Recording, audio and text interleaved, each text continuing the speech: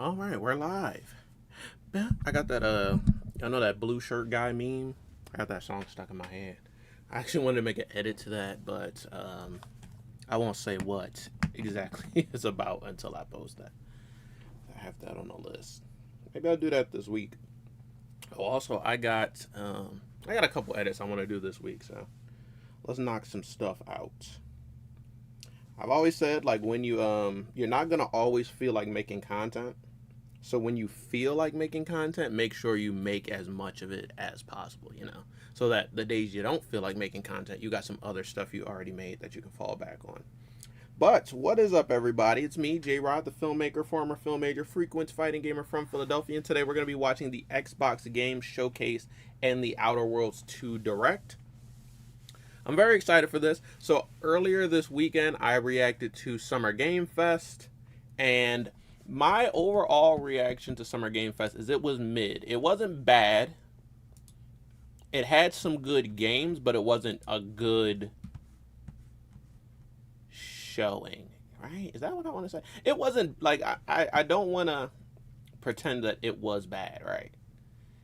It was really good. I actually made a list of like all the things that had me slightly interested, and that list is pretty big. And they're all like every time I look back at it, there's other games on it that stood out or interested me. I might not play them, but they were like pretty interesting. Like the one stop motion game was like Out of Words or something like that. That was one I forgot about, and that one actually looked pretty interesting. Doesn't look like my type of game, but it looked cool and looked interesting. I like the idea of stop motion games, which is actually kind of getting really popular these days. PlayStation has one stop motion game, and then South of Midnight isn't actually stop motion, but it has like stop motion stylization. And South of Midnight was really fun. I beat that game a couple months ago, and it was good. It was a banger. The gameplay of it was like pretty simple, but a fun game. But yeah, looking back on that Summer Game Fest, I like the fighting, not fighting, but like the beat 'em up game, Acts of Blood. That one looks like it's gonna be sick. The Wu-Tang game, I'm excited for. Mouse, I've been excited for a while. The Atomic Heart 2 trailer and the Cube, those both looked really good. Project Century, now called Stranger Than Heaven, looks like it's going to be really fun. Obviously, Street Fighter 6 reveal, and actually, let me post that in chat because I posted my reaction to the Street Fighter 6 reveal, so you guys can check that out separately if you haven't seen the entire live stream. Street Fighter 6 Year 3 characters.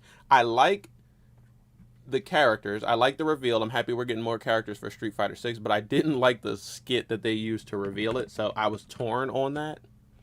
But as like I was watching it for fighting game announcements, that was the only fighting game announcement, so you take what you can get, right? Hopefully I'm spelling this right, because my second screen is kind of far. Street Fighter 6 Year 3 characters. And so for that, we got all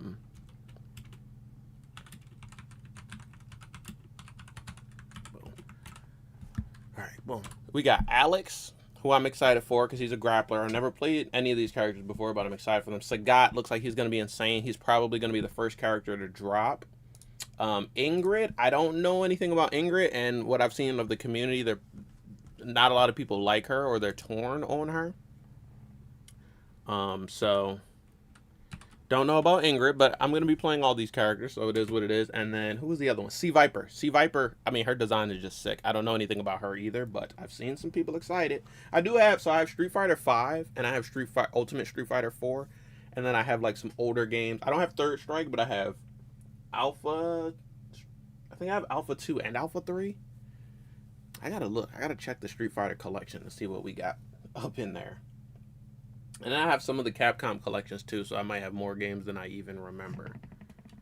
But yeah, I might be trying out some of these characters just to see how they used to play, because it is a legacy game, so they're gonna play mostly the same, just with like updated graphics, updated mechanics with the drive gauge and drive rush, drive impact, all that good fun stuff. But if you want to see some Street Fighter 6 gameplay from recently, on this new Season 3 patch, I'm going to post that in chat as well, because I just recently played Elena.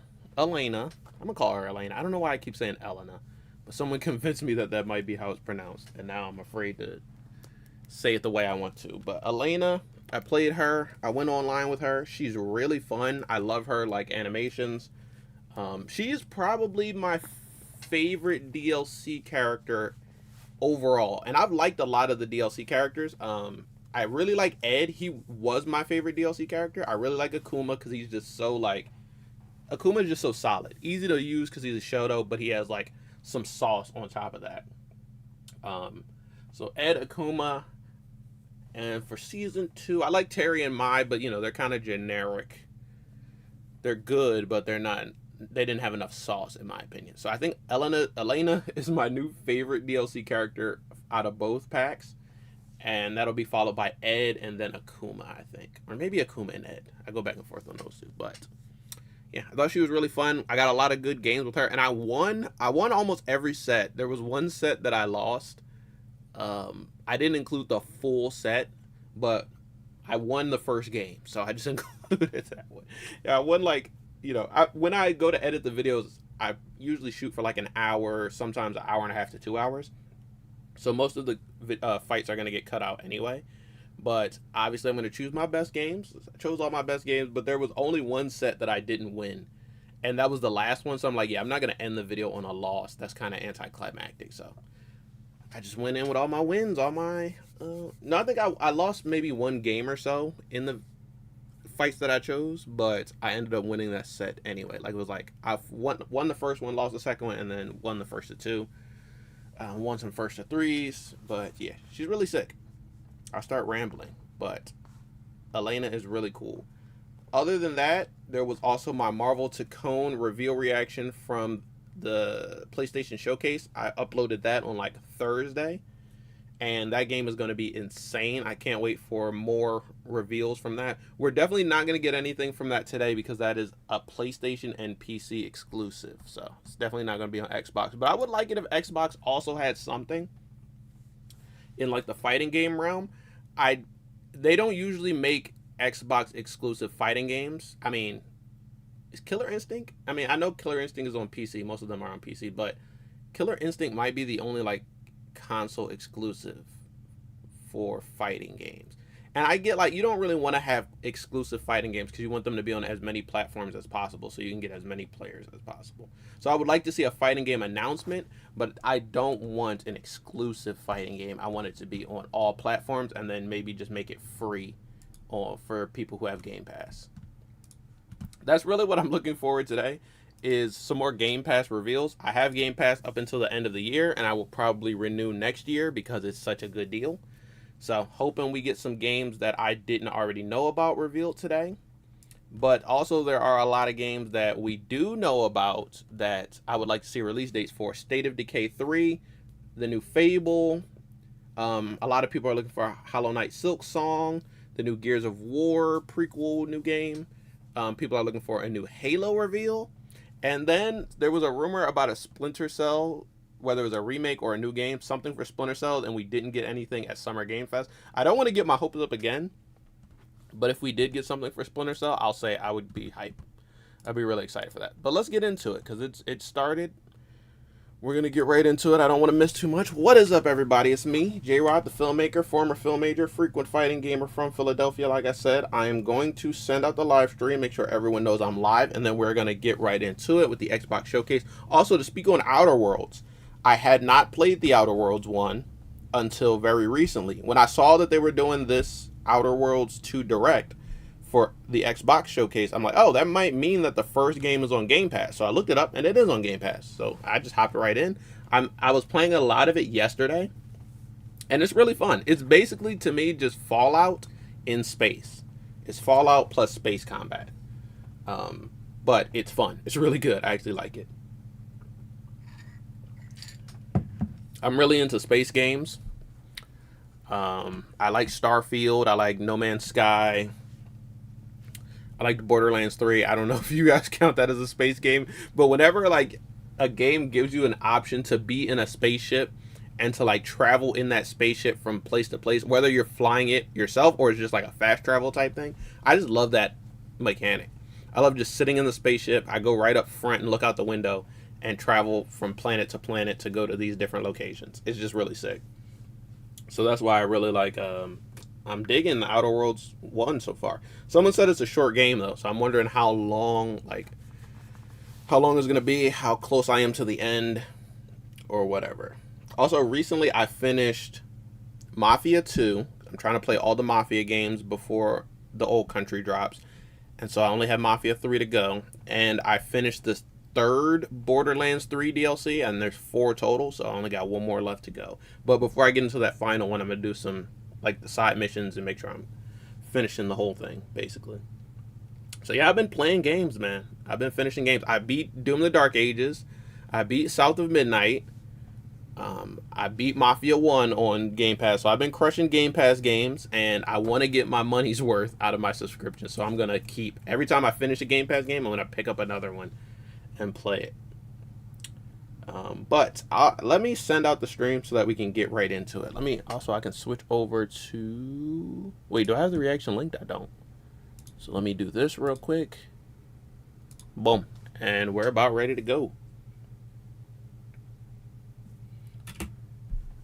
How's my audio? I'm muted. Okay, I'm not muted. It's just this part is silent for whatever reason. I'm excited for State of Decay 3. I never beat State of Decay 2 though, because I didn't know the game had permadeath, and my favorite character died, and I have literally not been able to pick the game back up since. It's insane. I didn't know it would hurt so bad. Okay, we're getting into it. To lose a video game character. Y'all didn't tell me it would be like this. I miss her. It was Ash, if you ever played State of Decay 2, Ash Andre. I miss her, man. I'm literally considering just restarting the playthrough so that I can get Ash back. And then I'll do more missions with the other character I don't like as much, so that if they die, then it's like, oh well, GG's. But we'll see. Maybe I'll do that. Maybe when I finish Outer Worlds 1 and I finish a bunch of my Game Pass games, I will... Oh, is this Outer Worlds 2? Yes, it is. Invasion? Holy. What? Do you think I care that the colony is in disarray? Oh, we actually see Auntie to Cleo. Arcadia to get bogged down in pointless warfare. We came to spread freedom and liberate resources for profit. But this pesky Earth Directorate agent is mucking things up. Is that gonna be me? They're not alone in doing so. And they think The they can characters look just sick. choose how things play out. They could stop us from stealing the Protectorate's brainwashing technology, which we need to improve our market share. What if this stranger aligned with the Order and that world computer of theirs? That could be the key to closing the rifts that threaten the colonies. That ate on rifts? What the heck was that? This menace must be wiped from the face of Whoa. existence. Or, better yet, brought to our side through the power of capitalism. Hey, yo. No, the ad bots. Let's get out there and buy our way to victory. I'm yearning and yearning for you. It looks good. The thing, okay, so this is like the time dilation thing. You can slow down time. I'm hoping we get more abilities in the second game, because time dilation is cool, but it basically just feels like Fallout when you do the what's it called, the VATS thing, where you slow down and you aim at a specific body part. I would like to see like abilities like invisibility, teleportation, stuff like that, instead of just time dilation. But it looks good, like, oh, what? Okay, that might be an ability.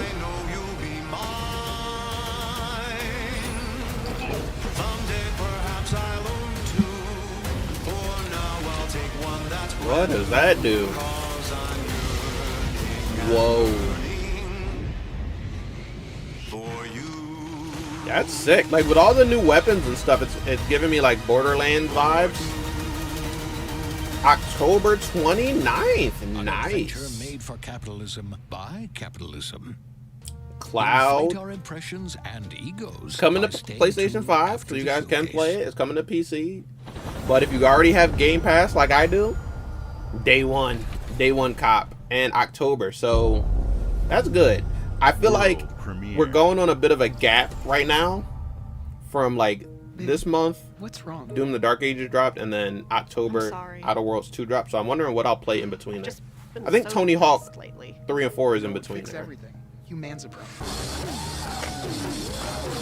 What is this? Wait, is this High on Life? High on Life 2?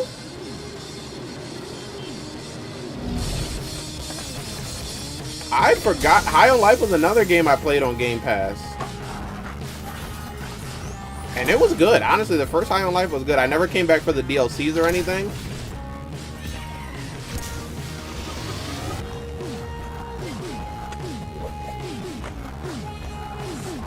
What? There's skateboarding in this game? There's a flamethrower? Okay, this is unexpected. It looks insane, but I'm gonna assume that this is a cinematic trailer, and it's like none of this is gameplay. It looks too good for this to be gameplay. Oh, you got a dual-wield gun. That's new. You got a bow and arrow, bro. I love a bow and arrow in any sort of shooting game. It's always my favorite. Barely sentient. Scientists have done studies, and Hey, their brains are yo. about half the size of ours.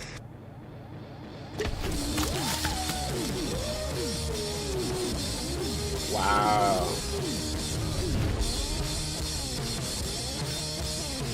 Coming winter, and it will be on. Oh wait, actually, it didn't say if that was okay. Play day one on Game Pass. So yeah, that's gonna be Game Pass as well. Good to know. Good to know. World premiere. This is the type of stuff I'm waiting for.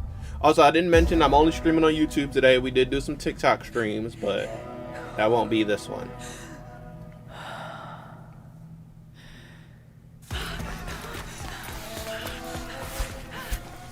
What is this one?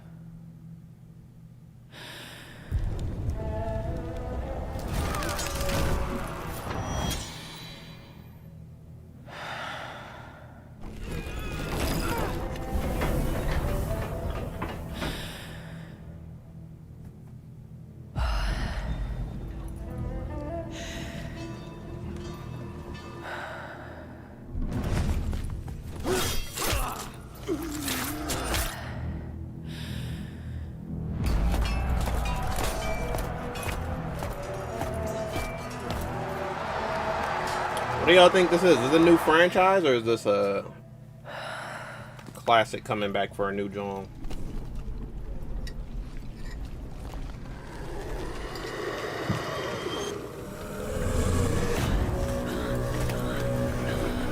Should I know who that is? That ain't Senua or something.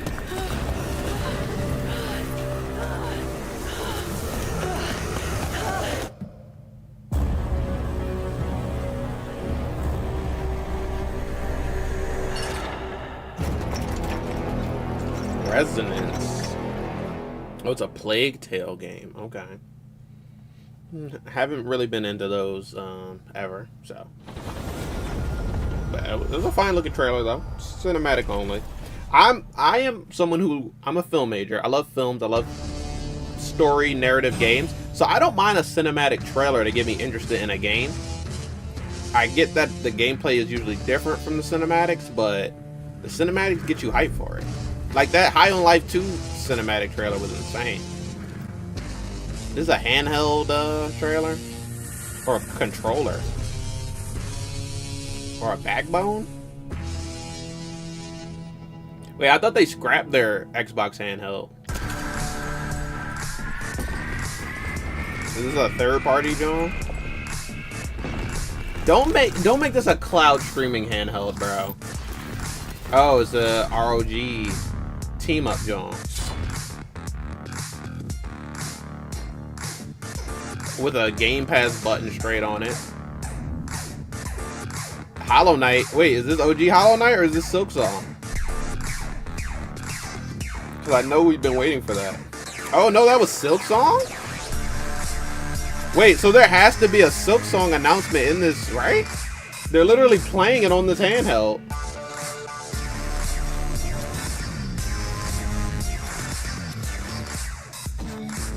Xbox inspired control with impulse trigger. All right, so me personally, I have a Steam Deck, and I'm not currently in the market for another handheld. So it looks cool, but I don't really care that much. What I want more than anything, Xbox Ally and Xbox Ally X. That's cool. What I want more than anything is for them to just make a native Game Pass app that you can use on Steam OS, bro. That's all I want. I stream the games and it's fun. I could get Windows, that's cool, but I don't want it. I want a native app. First on console, then on PC, we have and Tony with Hawk. Gaming. So what's next? How can we give you even more freedom, more choice, more ways to play? Our next step is to unify Oh no, your stuff is getting no matter spoiled. where you buy or play. So we're building I opened an up Xbox Blue Sky to experience post the designed stream for and players, I'm not seeing locked to a single spoilers. store or tied to one device. The Game Pass Xbox app? Ally is an Xbox you can hold in No, your give me the hand, Game Pass app. bringing together the power of Xbox and the freedom of Windows. On this Xbox, you can play games across your entire library, including all the Windows PC game stores, from Xbox and Battle.net to Steam, GOG, and Ubisoft Connect. And the highly anticipated Hollow Knight Silksong will be available at launch and in Game Pass when the Ally releases later this year. In fact, every new game you see in today's show will be playable on the Xbox Ally. I mean, yeah. It should be. Why wouldn't it be, wanted you to right? have the unique experience of Xbox on any screen. But wait, so That's why we're they investing haven't in officially Xbox given us a Play Silksong date, right? Whether you're playing Or did I on miss it? console, PC, smart But they're TV, saying by the or time any this Windows comes handheld out, like the new Silksong Xbox will be Ally, out. The Xbox experience roams with you. Your library, progression, friends, and achievements. Steam There are OS over app. 1,000 Xbox I Play just want to Anywhere go to games Xbox on and Xbox strangle today. someone a little bit. And every new Put the game you app see on in today's SteamOS, show, bro. from our partners and our studios, is Xbox Play Anywhere. We will And play. because it's Xbox, you can always have access to Game Pass with a diverse lineup of games from the biggest franchises to critically acclaimed indie hits. Cool. This But is the we will freedom play believe more players Game Pass should games have. if we get that Any native game, Steam OS app. Anywhere. And we are giving it our all every day to make this vision real. But it all comes back to the games. From Dead to Rights on the original Xbox to Armored Core 6, our relationship with Bandai Namco Entertainment has stood the test of time. We both believe in bringing amazing experiences to players around the world, and their next game does exactly Okay, I posted that. on Twitter, From Blue Sky Rebel Threads, Studios, Facebook this now, is a story-rich and then action Instagram, RPG and then I'm good. steeped in dark fantasy that I can't wait for you to explore. Thank you, and enjoy the rest of the show. I'm happy for them and their Xbox Ally, but put Xbox Game Pass native to Steam OS, bro, please. Like, otherwise we're gonna prioritize Steam when we go to look for these games instead of Game Pass, where I would either play a lot more games from Game Pass, or I would just straight up not buy the games on Steam if I know I can play them on Game Monsters have Pass. always been here, What is this one? watching from the shadows. No, it's a missed opportunity. I think on both When we're ends, at our weakest, it's a missed opportunity. I get that there's we came out competition, into the light. but we're consumers. We want the We most feared for our options, lives. you know, and we'll pay for We it. should have feared for our souls instead. The vampires didn't come to kill us. No, they came to rule, Vampire type beat.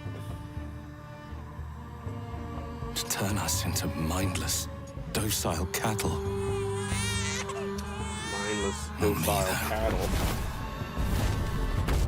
They tried to change me into one of them. But I became something else instead. Okay, this is a vampire combat action type beat. Their worst nightmare. Oh, I forgot to post the Street Fighter 6 thing on my second Facebook page, so I'll do that after this. Dawnwalker. Trapped between the two worlds. Fighting to even the score.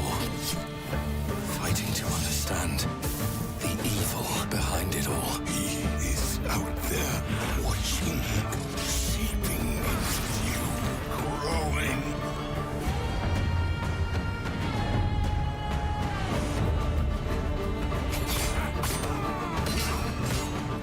Alright, let me get a screenshot for Instagram.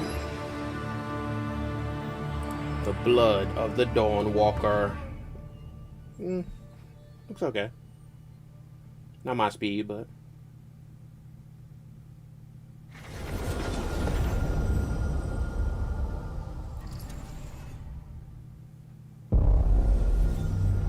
World premiere.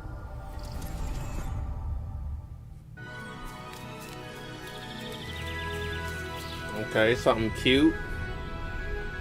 Banjo-Kazooie. What? Yeah, I know we thought that was Mario. Super Meat Boy, though. Super Meat Boy 3D? Oh, this is a Super Meat Boy 3D. Bro, they really made us think we were getting Mario on Xbox. I'm crying.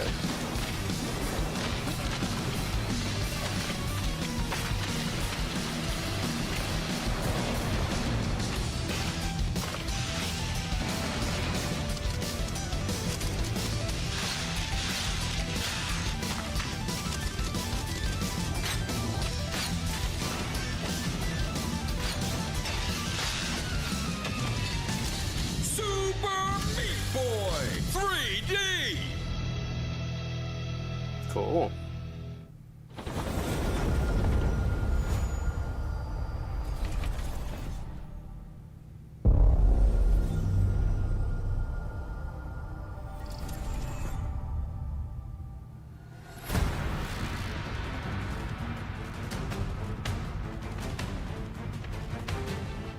Watch your back, Yakumo. You're a wanted criminal now. This for Ninja Gaiden or something different? I'll kill the Dark Dragon myself. It's my mission. My duty is God, to bring damn. the ninja.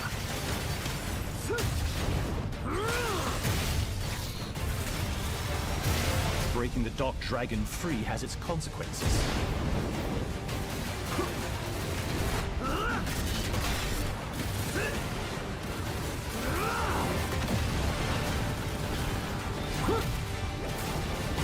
This is it. Sayori. Ryu, there's something I need your help with.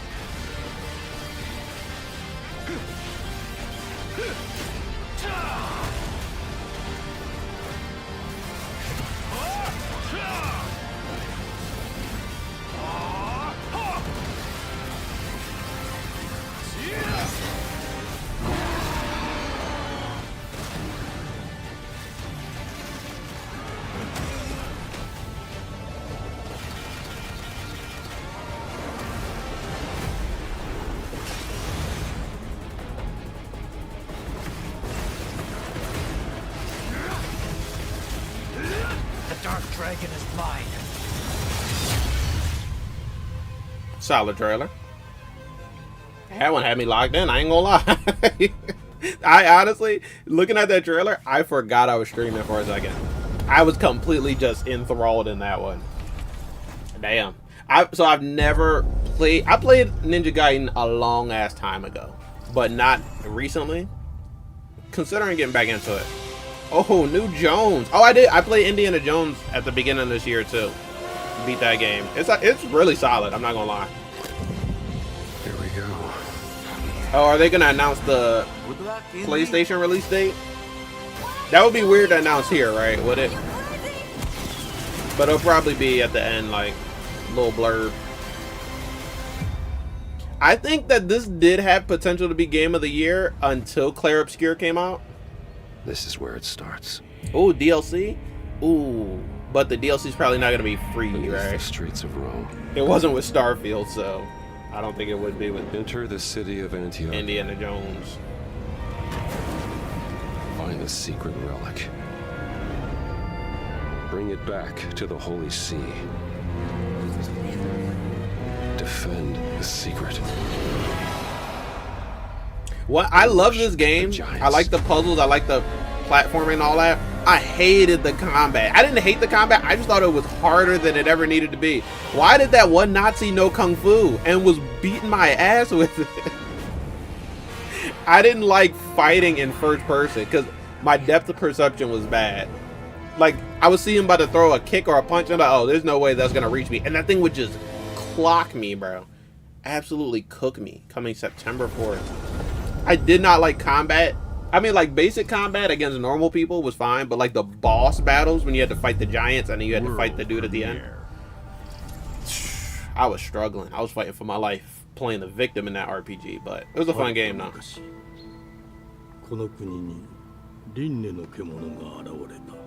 Alright, and what's this now? Whoa, we got a automaton. We got a robot. Well, we had a robot, but bro is definitely dead now. I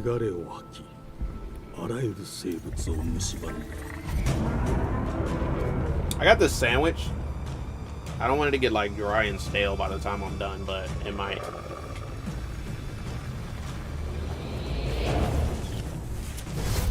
What is this? This looks kind of sick.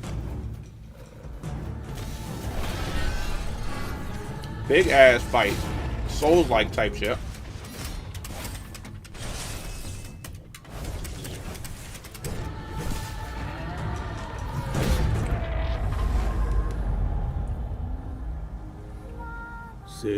Ufilmee. 4026.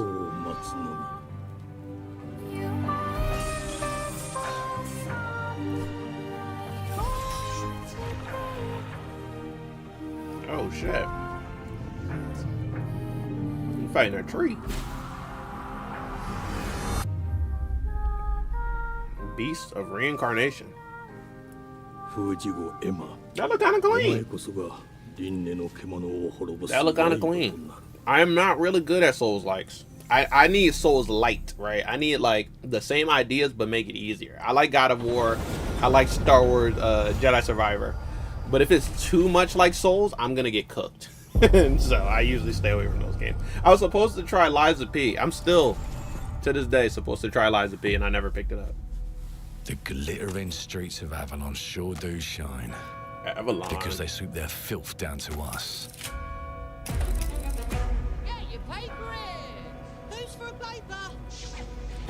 This is that one that looks like BioShock, but it's not BioShock. Here's to playing in the mud.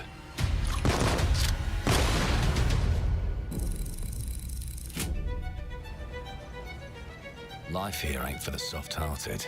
You will be paying me back until you fucking rust. Funny thing, it looks like Fable in ways, but way more steampunk. And it sure as shite ain't for the decent. That's a clean sweep. And less fantasy, magic and shit.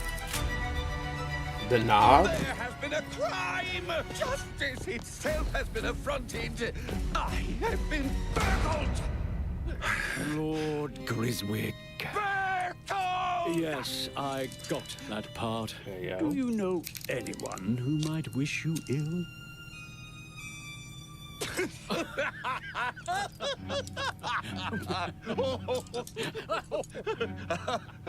We can't arrest and question everyone. Let's see if we can narrow the suspects down a bit. Who are you playing as in this game? Trust your instincts, sir. Tall. Yes, sir. Built rather slim, well, muscular. Mm-hmm. Was very quick, agile. Go on. With a mustache. Oh, you're building your character now. I see. Quite fashionable. That's the fiend who robbed me. Hey, On the good side this time. Breaking in is the easy part. Bro peed himself? You gotta be kidding me. Getting away with it is the real trick. This isn't Dishonored, right? I swear they showed this game off before, but just a trailer. Just like you. But I could be wrong. I have a customer. How can I help you? I'd rather talk to you, Errol. Sounds like I'll get a better deal. You talk to me first, and him never. Got it? Uncle's a bit touchy, ain't he, Errol? Touchy? I say I'm touchy! There. Anything else you'd care to say to Errol? Killed her brother? Brains. If I hadn't seen it with my own eyes, I wouldn't have believed it. Round here, it's all sharp edges, empty pockets, and blood on the cobbles. Goodbye, Silas. Blood in the cobbles. it's you fucking meat sack! I'll leave you with a pissing pan of peaches! You'd either got a gang at your back or a knife in it. We're family here. Family. It's a pretty long trailer. Can't put a price on that, can you? Them's in charge. They don't keep order. They keep power. Take this thing into the crucible and melt it. They just want us beaten, broken, and too scared to fight back. I don't want to kill him. That's why it pays to be clever and well-armed. Okay. Whoop. Now I think I've officially sent the stream out everywhere. Let's go and end a few arguments.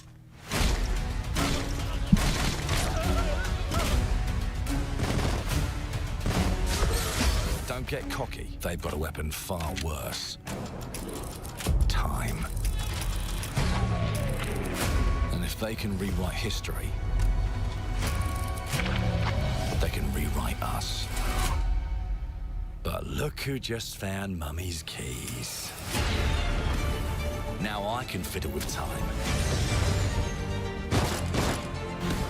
Put the bullet back in the barrel. Bring the chaos to a crawl. That was kind of hard. Take a mistake. Shooting somebody and then Like putting the it never bullet back happened. in the barrel is insane work. We can change the world as we know it. One choice at a time.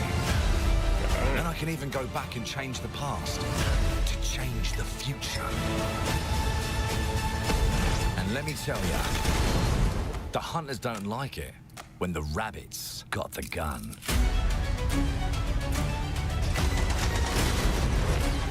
Damn. Ooh. Built cover for yourself?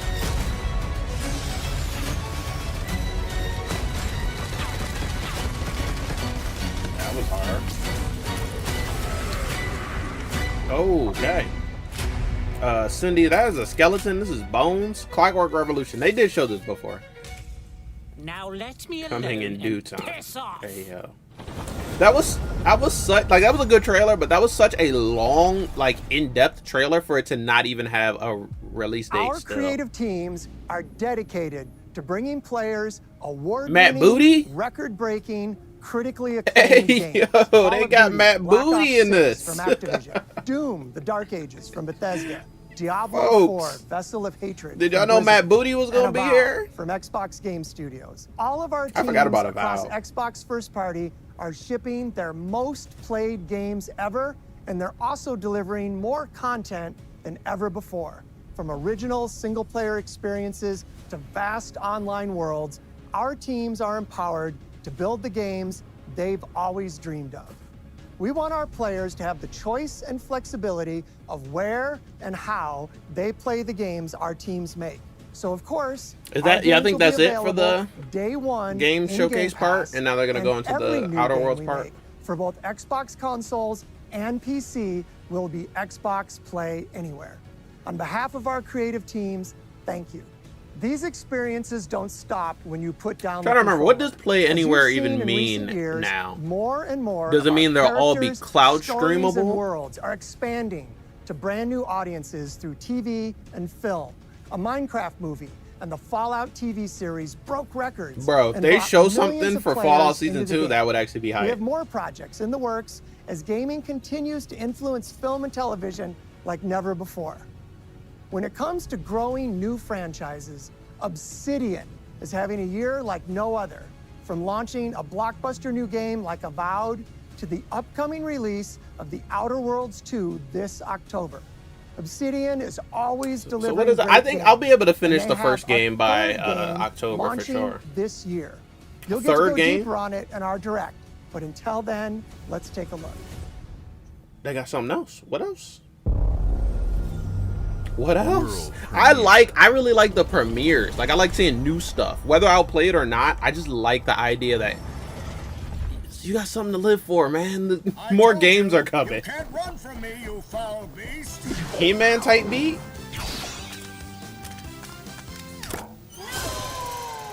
With new flexible legs, the yoke girth action figure can ride anything. Yoked girth is crazy. Break There's been an explosion at Brook Hollow Park. Chaos Oh, descended no. on a ceremony I wanted to play as Yoke the commemorating Girth. the 2-year anniversary of when 4 teenagers were miniaturized against their will and left to fight for their survival in the backyard. Oh, is of a this, deranged scientist. Grounded? Formerly evil company Eminent Practical Technologies was set to dedicate a statue of the 4 teenagers, fast food science robot Burgle, and Dr. Tully when an explosion erupted. Dr. Tully and the teenagers' current whereabouts are also unknown. Wait, is this like Grounded 2, but they're gonna be in the city now? You gotta keep them. They got out the backyard?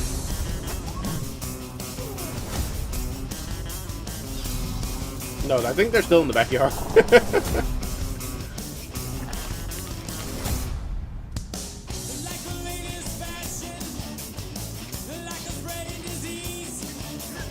Wow, look at all the... Oh, they got biomes in this, man. You're in a freezer.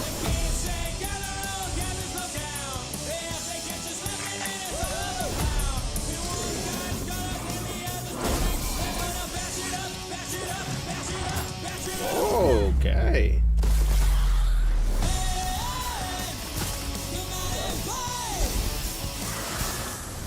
Damn, Grounded 2, High on Life 2.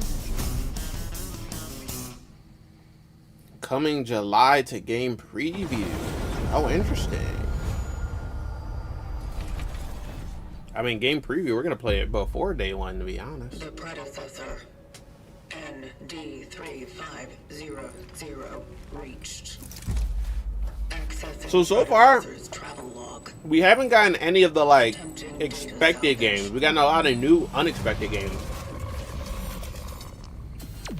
But no Fable, no State of Decay, no Gears E-Day.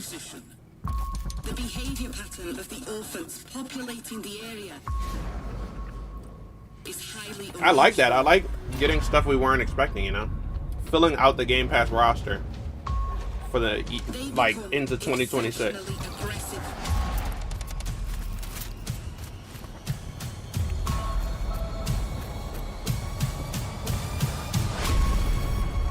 It is highly recommended to proceed with caution.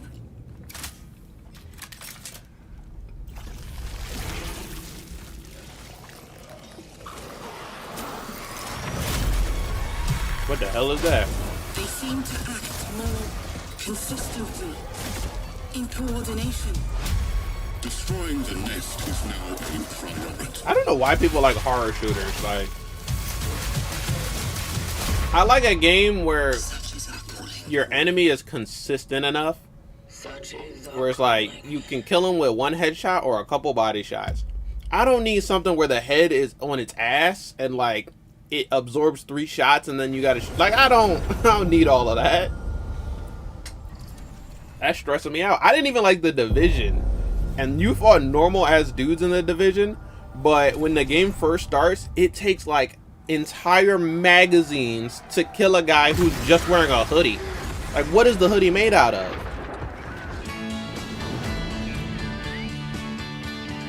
Better protect your little life. Partially because I have to send out the stream 17 times.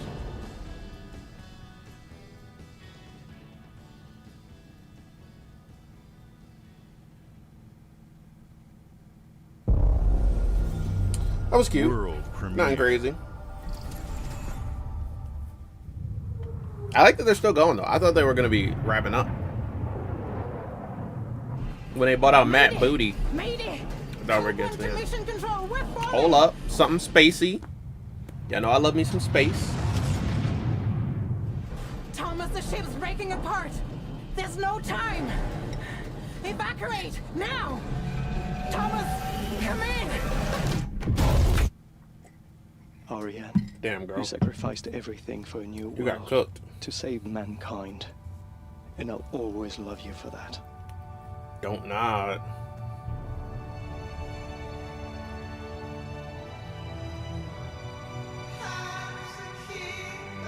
She dead? Damn. Okay, it's looking like an exploration, space exploration type beat. You know what will make a good game, bro? They already canceled this show, so I'm kind of pissed. But Scavenger's Reign? If they made a Scavenger's Reign game, bro, oh my god. This kind of has similar vibes, though. Because it's about, like, exploring an alien planet, surviving, trying to find your way off of it. So wait, this is the chick that crashed, so she's not dead.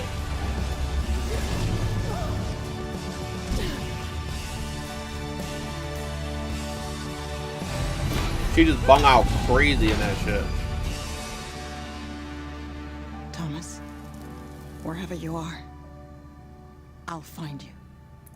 But she's looking for Thomas. Okay. I thought she died and Thomas was looking for her, but I guess, you know, she survived. She's looking for Thomas.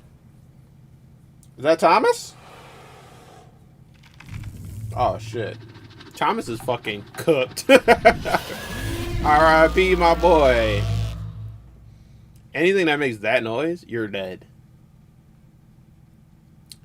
A game in collaboration with the European Space Agency. Interesting. That actually looks cool. Looks fine. I want to see more like gameplay.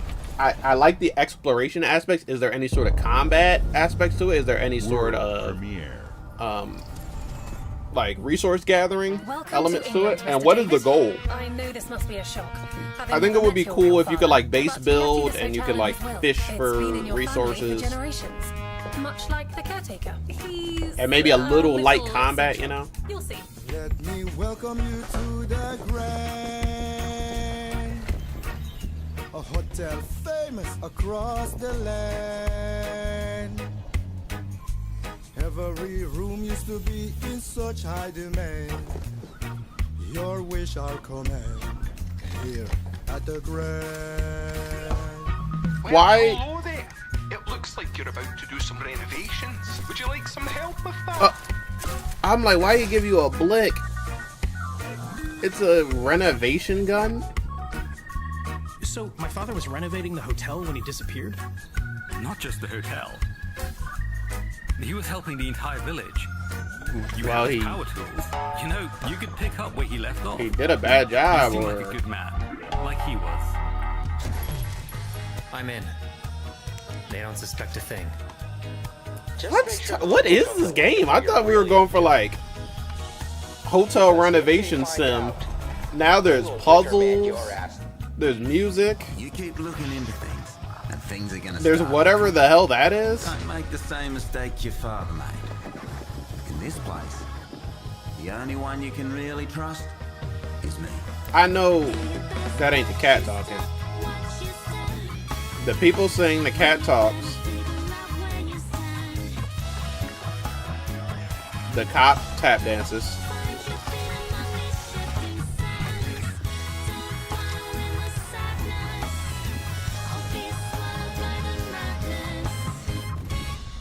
The song kind of slaps. I can't even lie.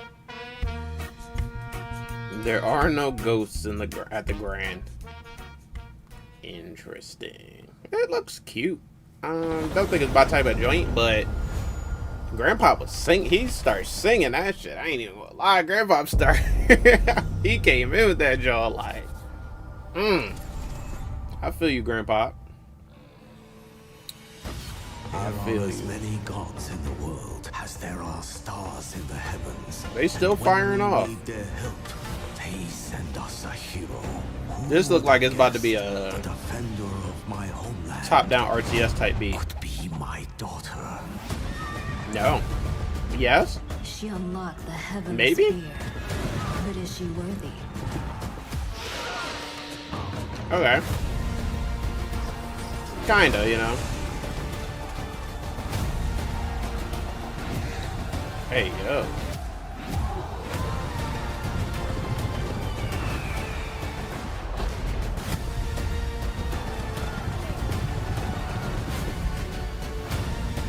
Oh, is this,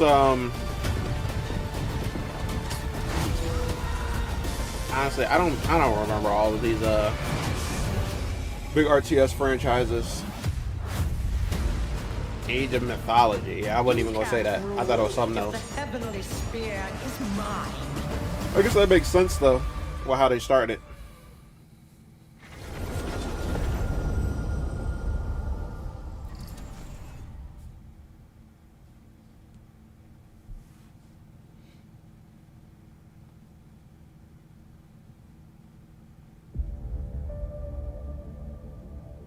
주권 국가의 자주적 결정을 누가 허락하는가? 만약 이 결정이 패권 국가의 특정 정치 집단의 이익을 저해한다면 What is this? You know, I feel like they're not gonna make like a standard shooter, like a war shooter type beat because they have Call of Duty, but I think they could use one of those. I feel like we got way too many shooters at Summer Game Fest, and now that we're at Xbox Showcase, have we gotten any shooters? Like besides like the horror shooter? But haven't we got any like standard ones? Where it's just guys shooting guys. Or women. Women can shoot too. And or get shot.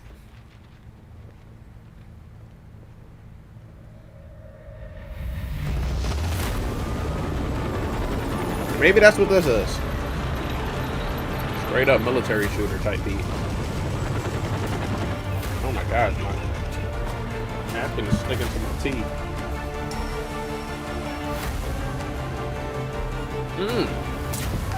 Stealth.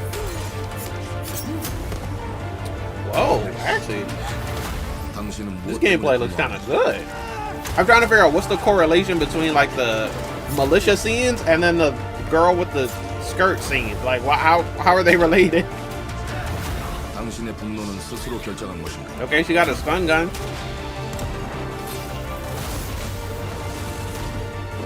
Damn, what the fuck type gun was that? The combat actually looks solid in this. Oh.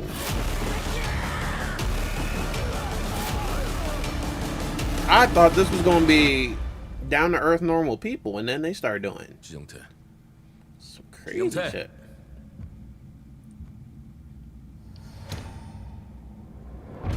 Man, Splinter Cell died for this. Mudang, 2 hearts. Actually, that was a really solid trailer. I don't know what the hell this is, but I was kind of clean. It's kind of solid. World premiere. But see, this is why they're like, we don't need to make Splinter Cell anymore. You can go play Mundang 2 Hearts instead. It's like, bro, I want to play Splinter Cell, man. A new, like, either a new Splinter Cell or a remastered Splinter Cell, because I want modern, like, shooter mechanics or modern stealth mechanics, modern traversal and stuff. At least just like a modern map and waypoint for Splinter Cell 1, and I would finish it. You know what? I gotta just finish Splinter Cell 1. I think they're not gonna give us a new one until I just finish the first game. Is that on Game Pass? How did I play Splinter Cell 1? Did I put the disc, the original Xbox disc, into my Xbox One and play? I don't even remember. That might have been what I did.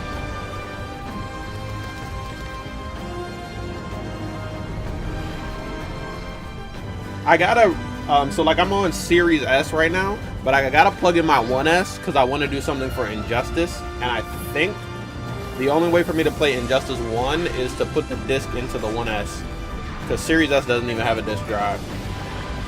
And it's Injustice 2 is on Game Pass, but Injustice 1 is not.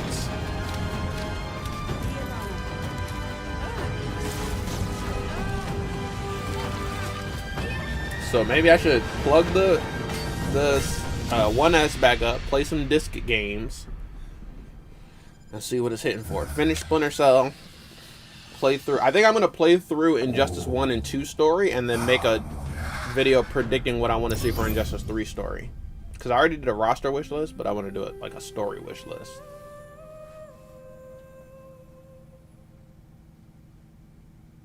Okay. I'm also considering doing one for Marvel Tokon as well. Like a roster wish list.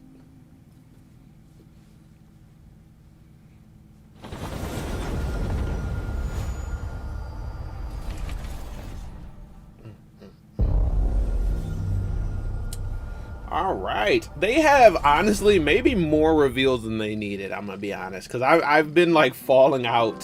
Speaking of Fallout, but I've been falling in and out of like the last couple ones. Well, hello there. Because I feel like we already had some really good day ones. To relax by the old fishing hole, wouldn't you say? When it comes to fishing, Appalachia is a land aswim with opportunity. Fishing update for 76. Yes, I've never you'll played find Fallout fish of 76. all I've only played flavors in Fallout every 3, not beat it. walk of So water. I want to try New mightiest of Vegas, rivers to its humblest 4, of ponds. and maybe 76. Just But I know step up to the 76 bank, is like cast your line, and online when your always bobber type starts beat. bobbing, reel in the rewards. And What that do you big got ass on there, car. Jen? Worms. And how are they biting today? See for yourself. Hey, yo. Bagging the big fish starts with finding the right tools for the job. There are as many unique combinations of rods, reels, bobbers, and baits as there are fish in the sea. Gosh, those baits look crazy. And when you've caught your fill, pop over to the local tackle shop to swap fish tails. I'm interested in 76, but considering it's like an online game, do you get griefed a lot in this? Or is there like a PvP mode and a PvE Cozy mode? little joys like this. You just got to know where to look. Because games like this is hard to get Vault Life into is when your it's so ticket far to from easy living. launch, you know? Design and build your own little slice of paradise. I'm going to be dealing A with place people to who are show like off level all the bits and 1000 with bobs all you the collect in your gear and travels. weapons. Got a Played great all home. the DLCs. Plant your own peaceful vegetable garden. And nothing warms the heart like a neighborhood cookout. Ah, community makes a wasteland a waste home. Join today, and tomorrow you'll be kicking back and sharing a meal with friends in beautiful Appalachia.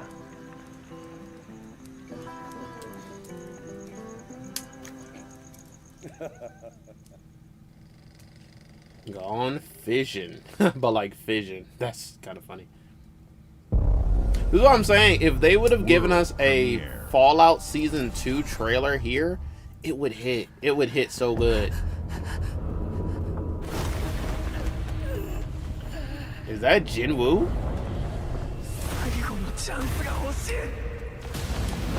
That is Jinwoo. Solo leveling on Rise to Overdrive.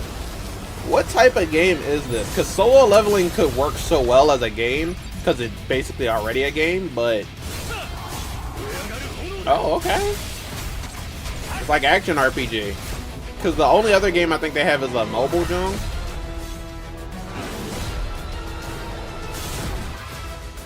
Four-player co-op. But wait, are you all Jinwoos? Is it impossible to be someone else? Hey, yo.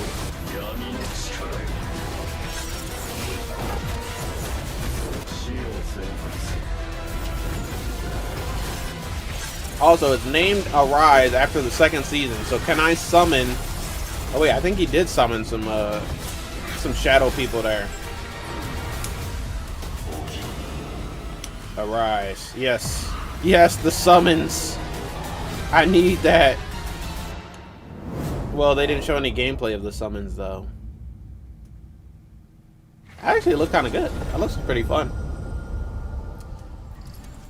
Not gonna lie. Seems like an easy adaptation, too. Like, bro, solo leveling is already anime about RPGs. It seems kind of easy to make an RPG about the anime about RPGs.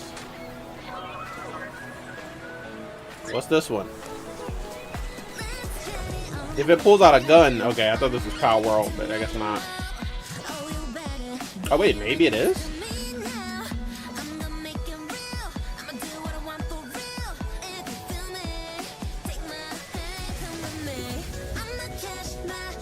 No, this looks like something new, because they're not... None of the Pokemon are strapped.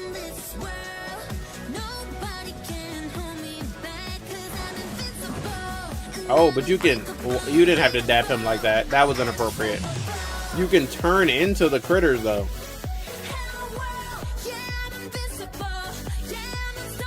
Why was the starfish cheeked up like that? Am I bugging?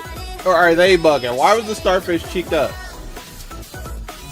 First they smacked the little guy on his butt, dapped him up with the tail, then they put two cheeks on that starfish. I don't like it. I don't like it. I mean, the game looks fine, but I don't like what they're implying here.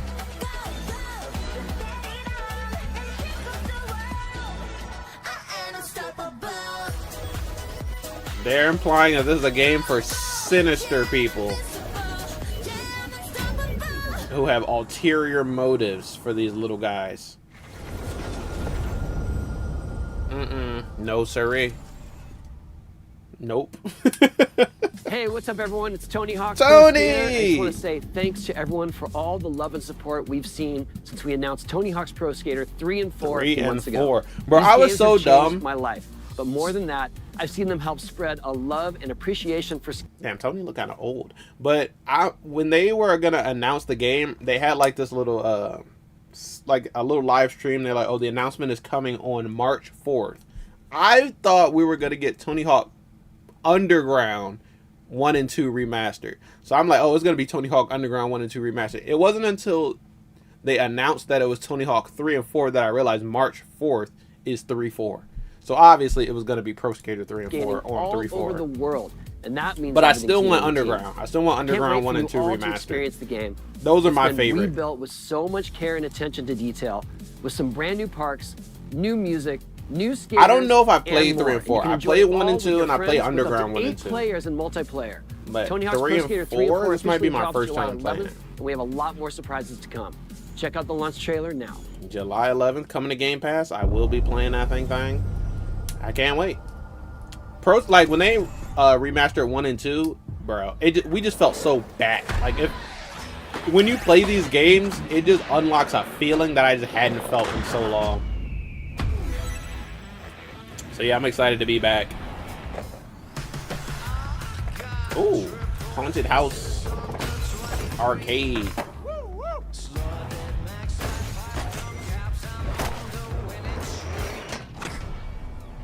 Yeah, I think the maps are going to be really good in this one now. Because they just get better as the franchise goes on, right? A jail? Ooh, pirate ship.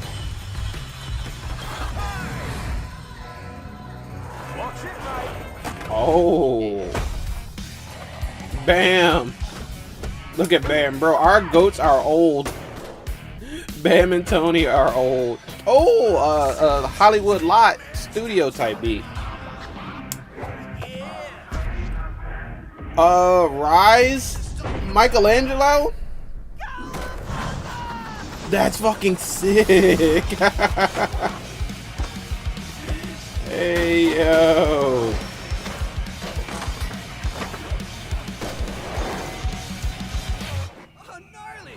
What the hell? Big ass Tony. Doomslayer. That's so sick. Ooh, a demo's out? I'm on there. I'm on the demo.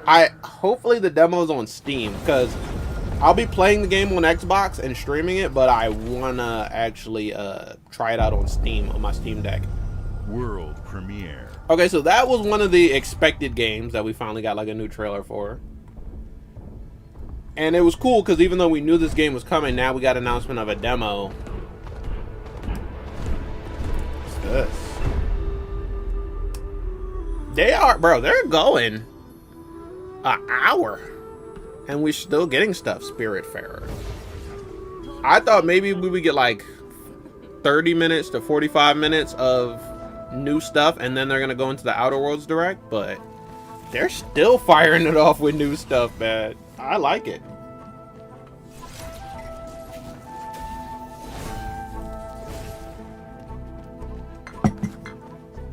I wonder what, I'm trying to think, what is my favorite thing that they announced so far? Might be High on Life 2, because I honestly did not see that coming.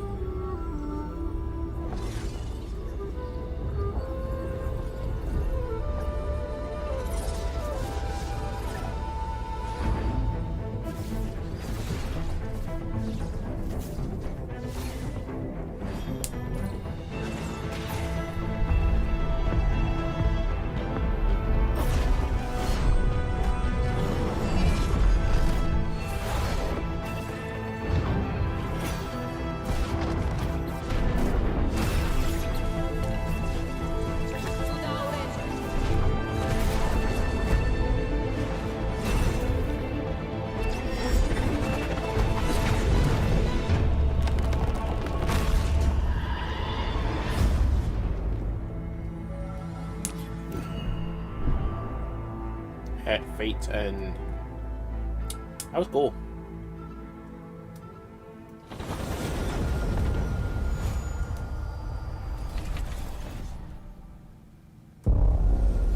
You know, I like too, like, I don't think Game Pass needs to be all AAA. I like how we're getting like these little touches in between the, oh, Gears? This is the Gears remaster. I like how we're getting like just smaller games in between all the big games.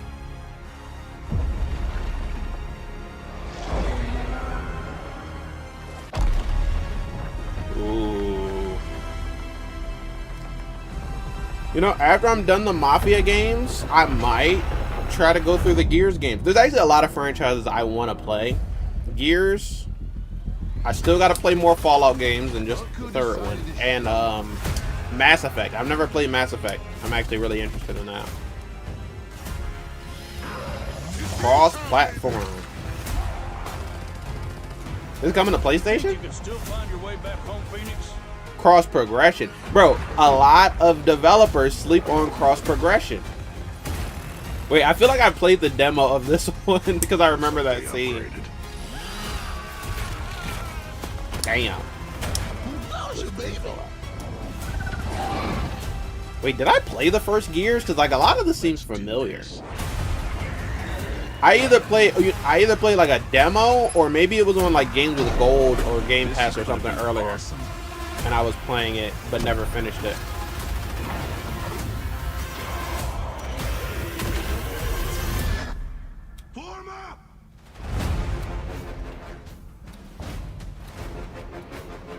Gears of War Reloaded. So is this, oh, it is coming to PS5 and Steam. Is this just the first game remastered? I thought this was going to be like a collection, like the Master Chief Collection. World premiere. Either way, you know, I want to play some Gears, so coming August 26th. Nice.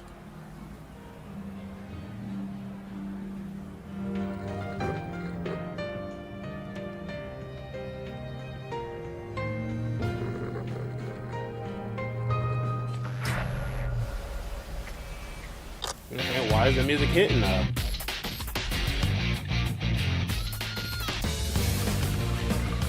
This Persona is Revival.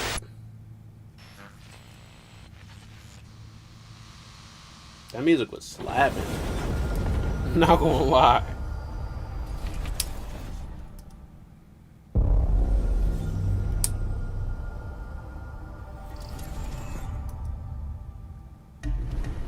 The Smugglers League is always there. But you won't see us. Sea of Thieves. You won't hear us. Didn't they just announce a Sea of Thieves reaction? And Or the only way new season? you'll ever know it is if that's what we wanted. Thanks for the guns. As smugglers, we deal in the goods others are afraid to handle. Guns, explosives. And don't forget the rum. It's a life of danger like no other. So I guess my question is, can you handle that? I have not played Sea of Thieves for maybe Getting your hands on gold is one 20 thing. updates. You should know that this is what we're really after. The bigger the boom, the better. Okay. Smugglers need to be adaptable. It's They weren't more even than really looking at the updating the game moonlight last time I played shadows. Sea of Thieves. You should be ready to take advantage of others' misfortune. I played it when it was like early access. Stealing, of course, is always an option. Just do whatever it takes to get the job done. Hey, yo. You are pirates, after all. Welcome, my friend. I remember I used to try to use the ship that was not the one-person ship, and I would try to pilot it myself, and I would literally always just drown. You're paying for that. Like the ship would start taking on water, and I'd be cooked. Season 17, bro. I'm telling you, last time I played, it was like season 1.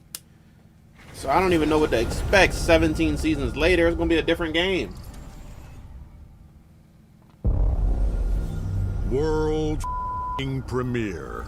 This ain't a world premiere, y'all. This is a world fucking premiere. What game could this be? This is ridiculous. Please, come on.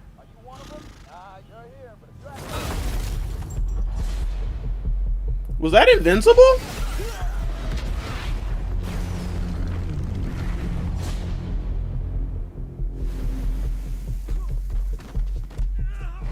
Had enough yet? No, Dad, not even close.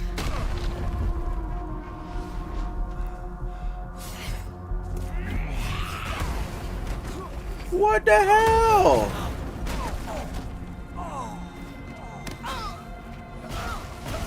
Oh my god. What type of game is this?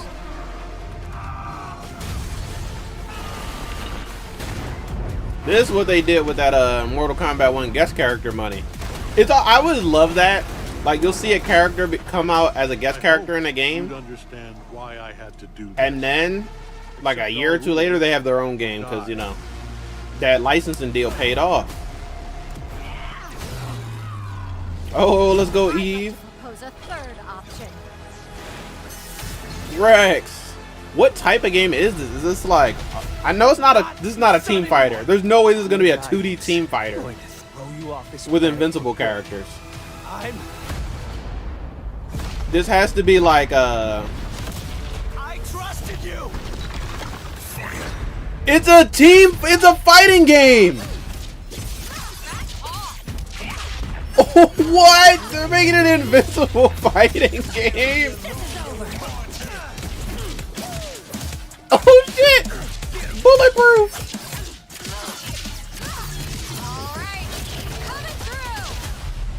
3v3 tag fighting. I literally said there's no way. This is a 2D team fighter, and it is a 2D team fighter. Yeah, nobody saw this coming. Is it coming to Game Pass? I am ending you. I see it all now.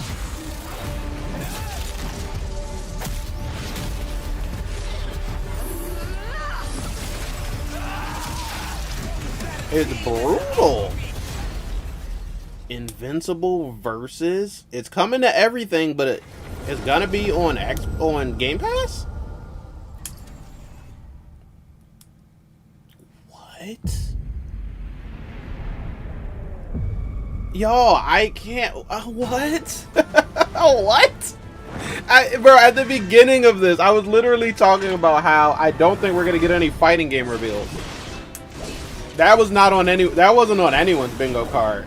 All right, well, it's on the list now. I will probably be uploading my reaction to that.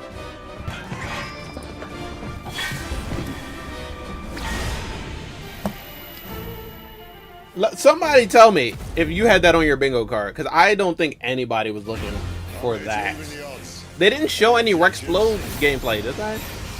Like, they had Rex in the trailer, and then it was bulletproof in the gameplay section. I'm trying to main Monster Girl. Like, what's up? And Robot. They really made an invincible tag fighter. I thought maybe it was gonna be like a Ultimate Alliance type beat, but they made that shit a fighting game. Hey yo, that Mortal Kombat guest money is paying off. I'm not gonna lie. Cannot endure a second claim upon her being, but she may yet be saved by you. All right, we got the Final Fantasies. I'm not into Final Fantasies, but there you go. 16 available today. The guy from Tekken is now available to play on Xbox. World The guy from Fortnite. The guys from Fortnite are getting their own fighting game. What the heck? They're still going with the premieres. Yeah, still? Still? More?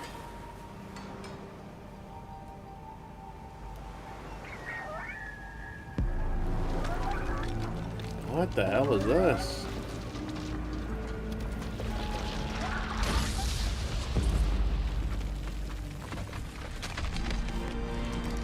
Okay. The lighthouse got up and started crip walking.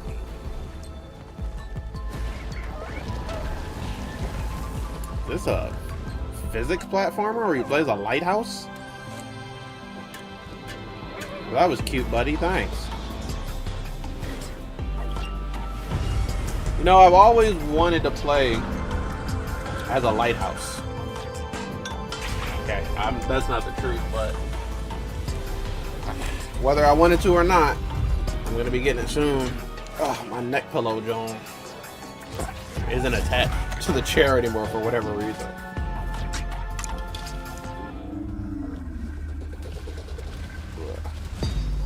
Okay, still not attached. Sick. Yeah, I was saying the one thing I think we're missing is a platformer where you're a lighthouse.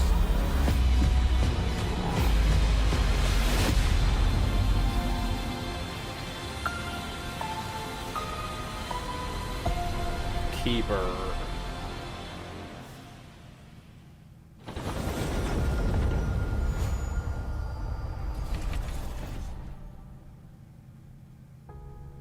Games like Psychonauts 2 showed how Double Fine excels at creating Phil looking unique kind of and tiny. innovative Phil, you off the experiences. Zemby?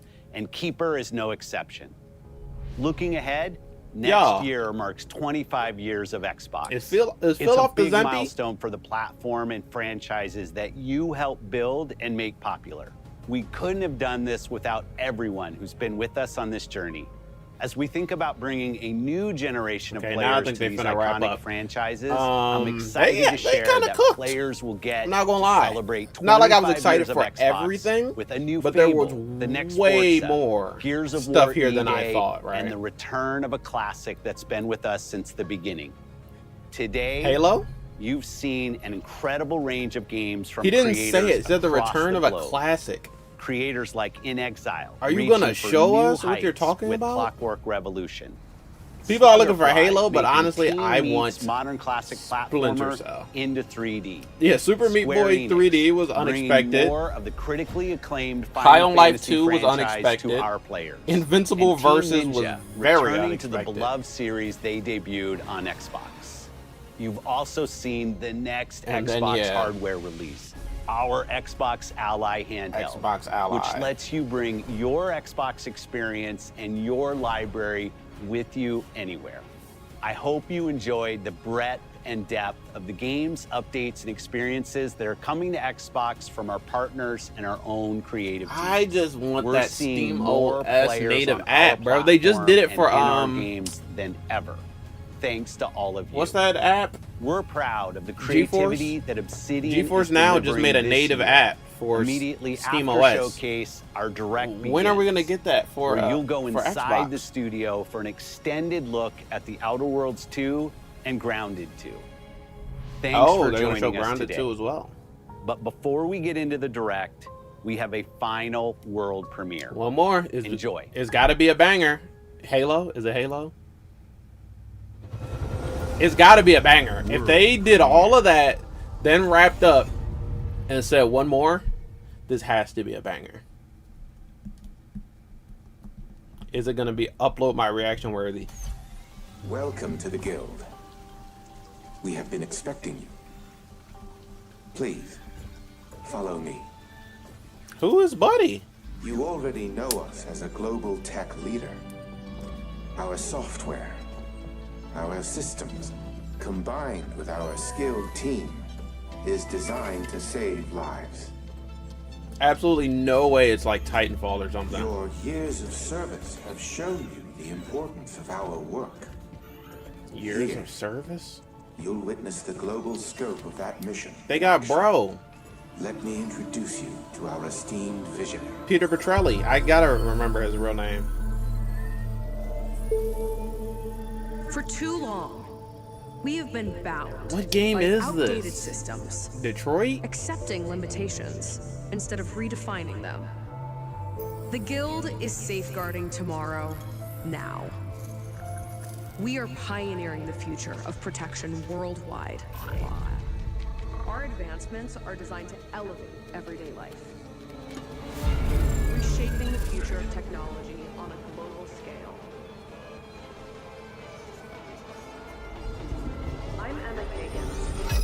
of the guild.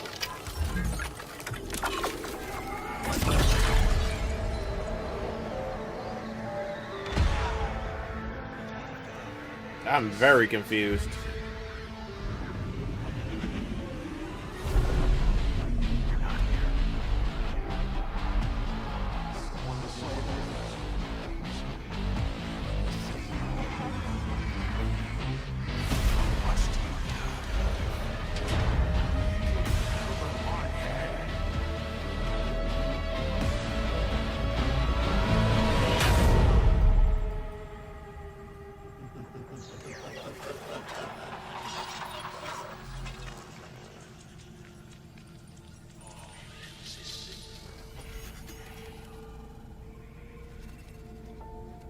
I thought this was gonna be another like a military shooter.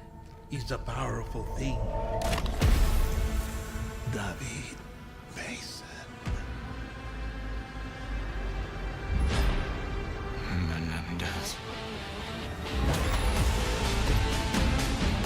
Okay, it is a shooter.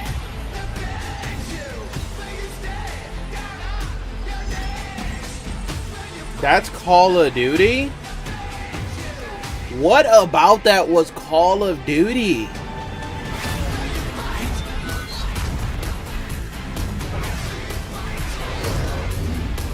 And didn't Black Ops 6 just come out?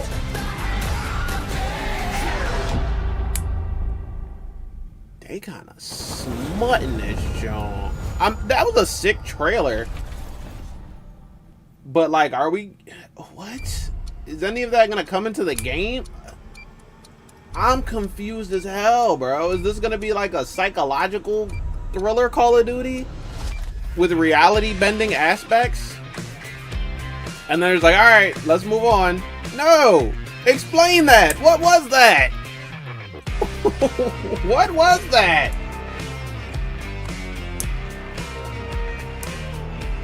Spacer's Choice, buddy. Welcome to Obsidian Entertainment. We here at the studio have joked around that this has been the year of Obsidian, with Valve releasing So y'all just not going to explain that? ending the year with 2 more games.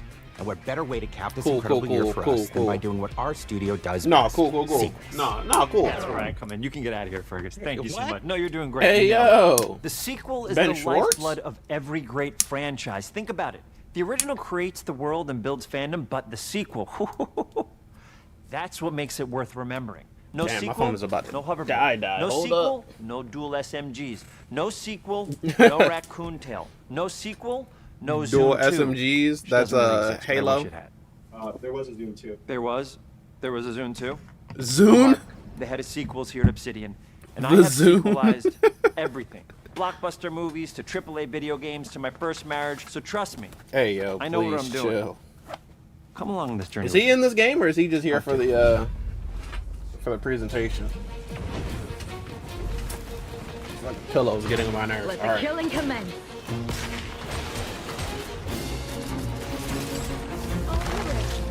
Oh! Turn somebody, like, lit someone on fire. So I guess we are gonna get new, like, abilities.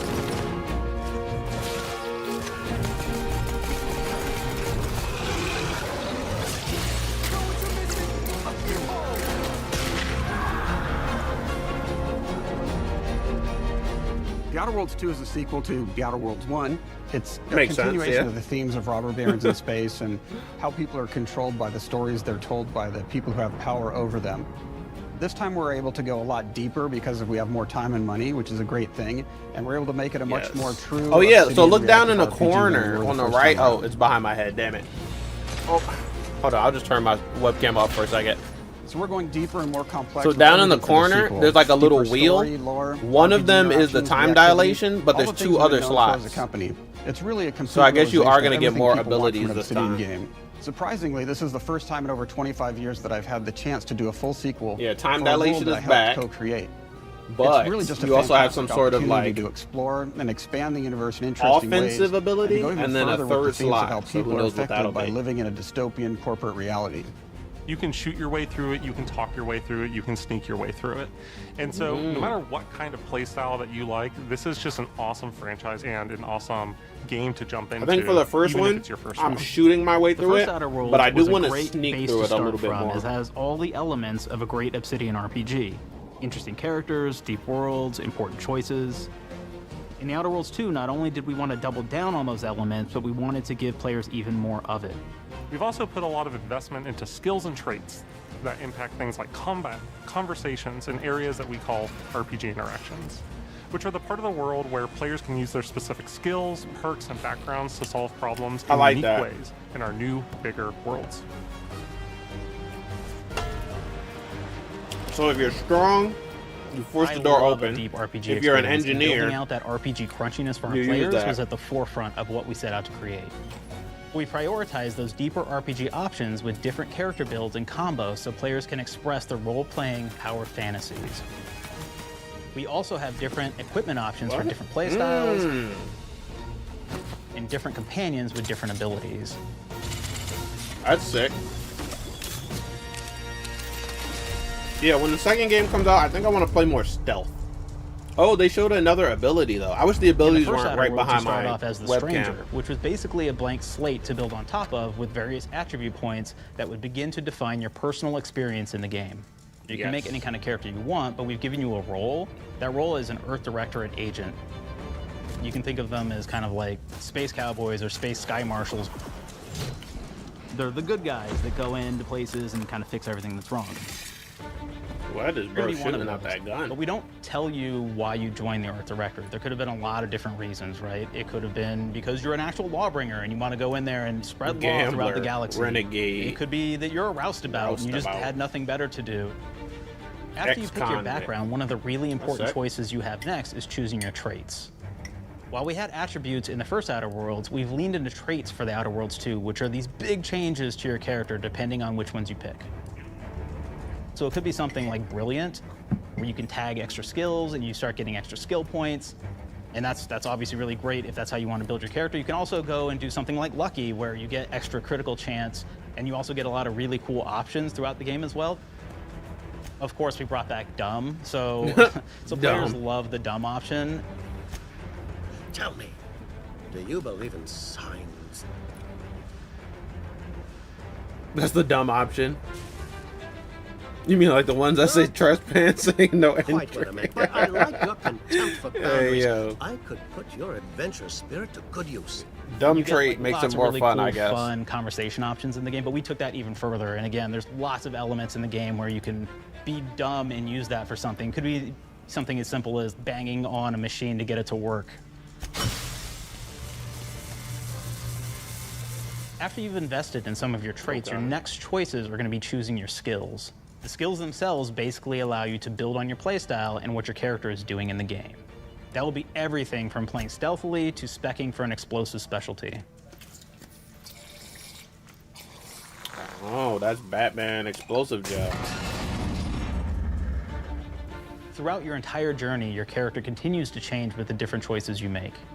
In the Outer Worlds 1, actually had more skills than we have, so we condensed them down to really the core and essence of what we really wanted there. Okay, you can spec made each point that you put into a skill much more impactful. So instead of getting small percentage changes, we actually did much larger changes per point that you put into each skill. And again, all these things, because of how they're checked inside the world itself, can matter quite a bit. You know, just even having. You know what made me want to play the Outer Worlds? Open up a lot more options. The episode of Secret Level. Fallout New Vegas, they'll be very familiar with like the perk system. We basically borrowed that, but went even grander. We actually have more perks than Fallout New Vegas did.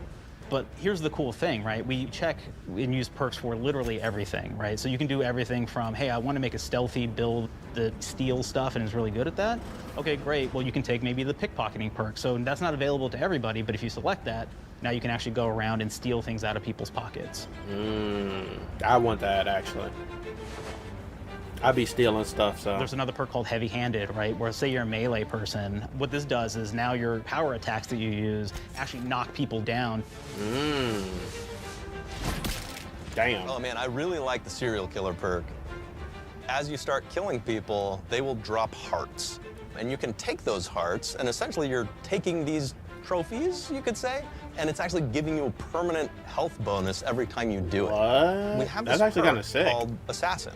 Now, this is an early game perk that you can take, which every time you stealth attack an enemy, you're actually going to get a movement bonus for a certain amount of time.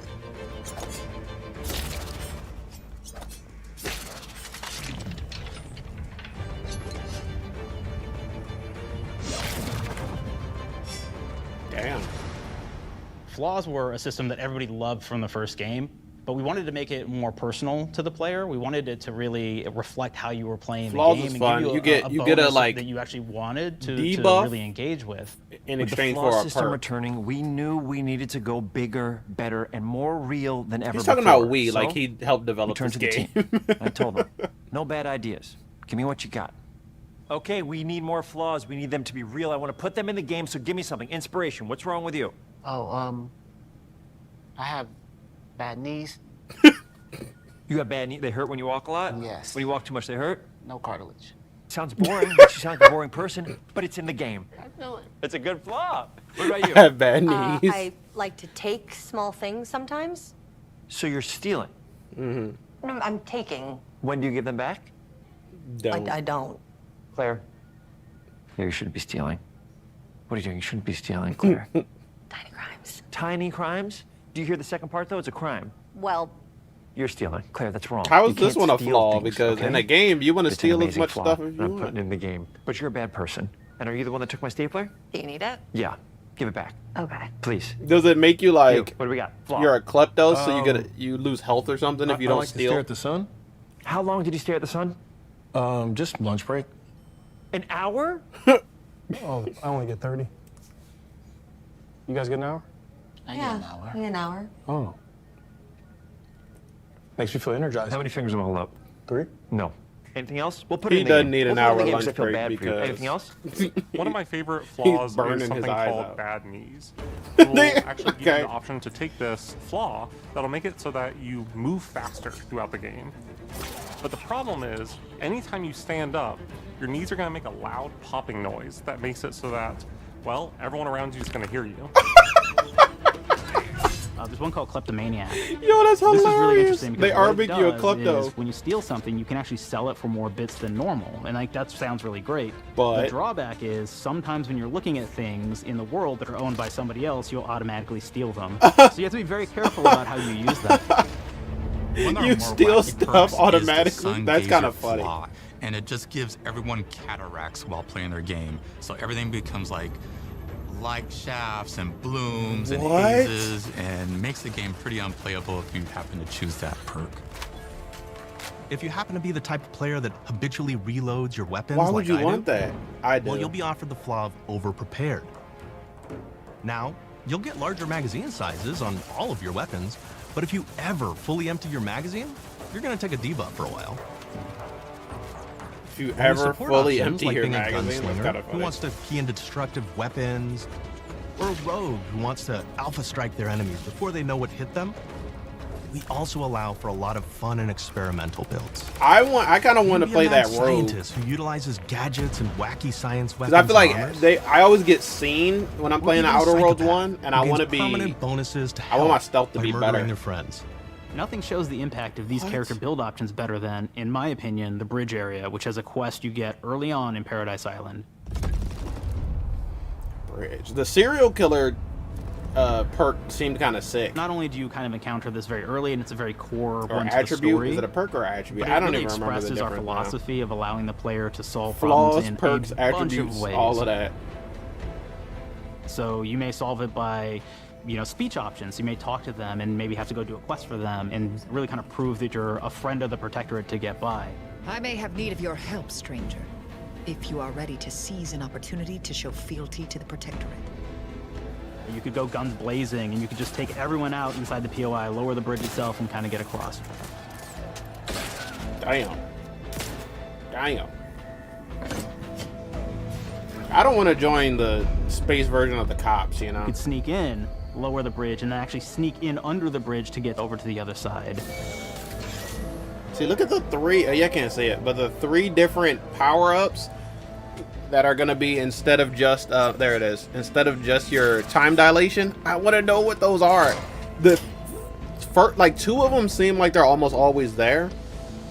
The third one you'll have to unlock probably, but bypass the bridge look entirely right if you there. It's found, a like, different one certain now. Is that a gadgets, shield? Like the shield gadget that protects you from poison gas as you go across, or the double jump boots, which kind of allow you to jump across the chasm and Double get across jump that way. boots. Shield There's even a gadgets, really bro. kind of messed up I way, like right, that. Which is I like the players gadgets can and the actually power-ups. sacrifice one of their companions. The companion who they just found is part of. We're no different than the Vrees if we start tossing our own to the rats. I sure as law ain't gonna follow someone who can't see the wrong in it. I must admit, I'm surprised we could come to an understanding. But I thank you for your loyalty, stranger. As promised, you shall have clearance to cross this bridge. It's such a fun quest, but again, it really showcases that we want you to be able to solve this in whatever way you want to. When you build your character your way, we're there for you. We really want you to have the experience that you want to have out of this. Factions and From the very companions. beginning of our discussions about the Outer Worlds, we really knew we wanted every game to take place in a different colony. This lets us expand on all aspects of the universe. Every colony can be its own thing with its own flavor, and we can center them around anything we want. Any ideas or setting we're interested in. Arcadia is an isolated colony with abundant resources, and it's run by an authoritarian faction called the Protectorate. Their dictatorship is thematically based around the question of how much freedom people will give up for security and luxury. For Protectorate subjects, unfortunately, that answer is everything. The Protectorate is also incredibly wealthy because it was founded by the inventor of the skip drives, which are the Outer Worlds' faster-than-light engines. But those skip drives are starting to cause rifts in space-time, which are cutting off all the other colonies on Earth from being able to trade with each other. Whoa. The Order of the Ascendant is an offshoot of the Order of Scientific Inquiry from the original game, and like them are a science-based religion with the same goal of solving the universal equation, which will allow them to predict and alter the future to the benefit of all You got mankind. the Protectorate, They martial used to be law, part of the military. Protectorate, but they split off to focus on solving the equation for the good of got everyone, the not as a way to science, simply control the religion. masses. The player's been sent to Arcadia as an Earth Directorate agent to find out how the skip drives are causing the rifts and what can be done to stop them. Each of the factions have their own solutions to the rift problem and their own goals. The Protectorate wants to close them to protect their legacy as the inventor of the drives and their wealth. The Order wants to close them not only for the good of everyone, but also because they're complicating the math they're using to solve the universal equation. And Antes just wants to be able to open and close them at will to control all the trade routes between the colonies. In addition to expanding the themes and lore of the Outer Worlds, we're also expanding the humor, so each faction has its own flavor of absurdity. Anti's Choice is a merger between Anti-Cleo and Spacer's Choice from the original game, and there are corporate Anti's representatives Choice. in the Outer Worlds too. They merged. They've invaded Arcadia to liberate their resources for all of humanity, at a profit, of course.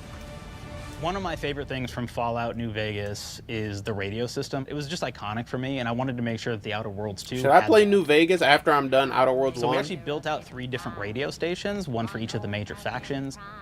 You also have a ton of music. Each station might have, like, I think 20 tracks of unique music that we've made for it. It's a lot of stuff. But the really cool environments part look about this sick. entire thing is that we actually put a lot of reactivity into the radio. So it will respond to the things that are going on around the world that you've been interacting with. So if you go into a location, let's say you solve a problem for the Protectorate folks, if you listen to the Protectorate radio station, they're going to be cheering you on as a hero. Wonderful news, everyone. The Zeranium gas leaks at the Automech repair facility, strongly believed to be caused by Anti's Choice malefactors, have been corrected. I don't know. I might be rocking with Anti's Choice just because they're all about the dollar. And the other ones kind of seem like it's like the military, the religion, or the corporations. And I think I might have to go with the Factions and corpse. companions are great examples of how we're going deeper and more complex this time around. They're integrated into the game's storyline much more than we did on the first Outer Worlds, and like with everything else in the game, they have a lot more reactivity. There are 6 companions in the Outer Worlds too. As usual, each has their own quest lines, but this time they are also connected to a different faction and have character arcs that the player can affect through their choices. Your first companion is Niles. He's another Earth Directorate agent like you, and he's looking for your help to decide whether he wants to become an even better agent or to turn his back on the Earth Directorate completely. There's also a somewhat cute automech support drone that is basically Niles' helper. Her name is Val. Marisol is part of the Order of the Ascendant, and she's an aging but still deadly assassin. That's right, she's a deadly mathematician who may or may not have some unfinished business to attend to with the player's help. There's also a cultist named Azza, who is part of a sub-faction that worships the rifts, and in her case, violence in general. She kind of sick. You can choose to either turn her away from overt violence. Yo, look at or that support her fit. We see the chaotic and fit, bro. tendencies. At one time, Auntie's Choice had a program to graft soldiers with animal parts to make them more formidable. Unfortunately, it didn't quite work, and most of them are now dead. There's a combat medic who survived, however, named Inez, and she wants the player to help her fix her graft, among other things. Finally, there's Tristan. It's freaky. He's a protected arbiter who is judge, jury, and executioner all rolled into one heavily armored package. It is your choice to either help him judge wrongdoers or show him what true justice looks like. We definitely have reactivity in the game based on how you've been treating your companions. I won't reveal the end of the game, but let's say if you have not been treating them well, you will find out at the end of the game what that means. Damn, they're gonna Companions team up are and kill a you? very, very important part Can you smash? of merchandising, because that's the real beauty of the sequel. We're talking merch, baby. Can It you is smash the your lifeblood. companion? It is what fuels us. Do you want to see some of my ideas? Hop, hop. Check this out. Gen Alpha loves body pillows, especially ones that look like human beings for some reason, right? Who needs a significant other? She has when you a can have knife. It's knife-wielding dripping space blood. psycho up in your sheets, huh? What do they do with them when they get them, huh? Maybe a little napping, maybe a little snuggling, maybe a little nah. Bro, you gotta chill. The visuals of the first Outerworlds depicted a frontier colony in space. The Outerworlds 2 is driven by an invasion of the Arcadia colony system by Auntie's Choice, which shifts the visuals to be more reminiscent of a World War I-like setting in space. That evolution is seen across all aspects of the game, starting with the factions. How do you militarize everything, including extreme capitalists or math-crazed scientists? In a World War I setting, war comes with propaganda. The Sovereign uses it to maintain control. Auntie's Choice uses it to help their bottom line. The Order just wants to show how it exists within the grand plan. We want players to feel like Arcadia is a living, breathing place scarred by a long-standing war. Fairfield, one of the first towns you encounter, was once under protectorate control, but has recently been taken over by Auntie's Choice. They don't just occupy the town, they rebrand it with their signature style, repainting buildings, posting guards, and adding propaganda-based holograms featuring Auntie and the Moon Man. Showing the towns evolving after the invasion helps us push immersion for our players. It's funny how like they merged, in visually but it seems like all the advertising is saying Auntie's Choice or Auntie Cleo is better than Spacer's Choice. Each faction has because she's always big and he's always tiny. So when the player is running across these vast, different environments and landscapes, they're recognizing the motifs and visuals of who they're talking to, what they're going to be talking about, and how that progresses throughout the story. That's kind of what my character looked like in the first first Outerworlds was really about the player interfacing with corporations. And while we have that in the Outerworlds 2, we really want to express not just the corporations, but how the player interacts with other facets of the world, like government entities or religious structures. And then we elaborate on those. With larger environments, we wanted to encourage exploration by improving player mobility across the board. Now you can run, slide, double jump, mantle, and parkour your way through all of the nooks and crannies of these worlds. Obviously. It really allows the player to just explore and All have this- fun, all this was finding necessary. really cool stuff.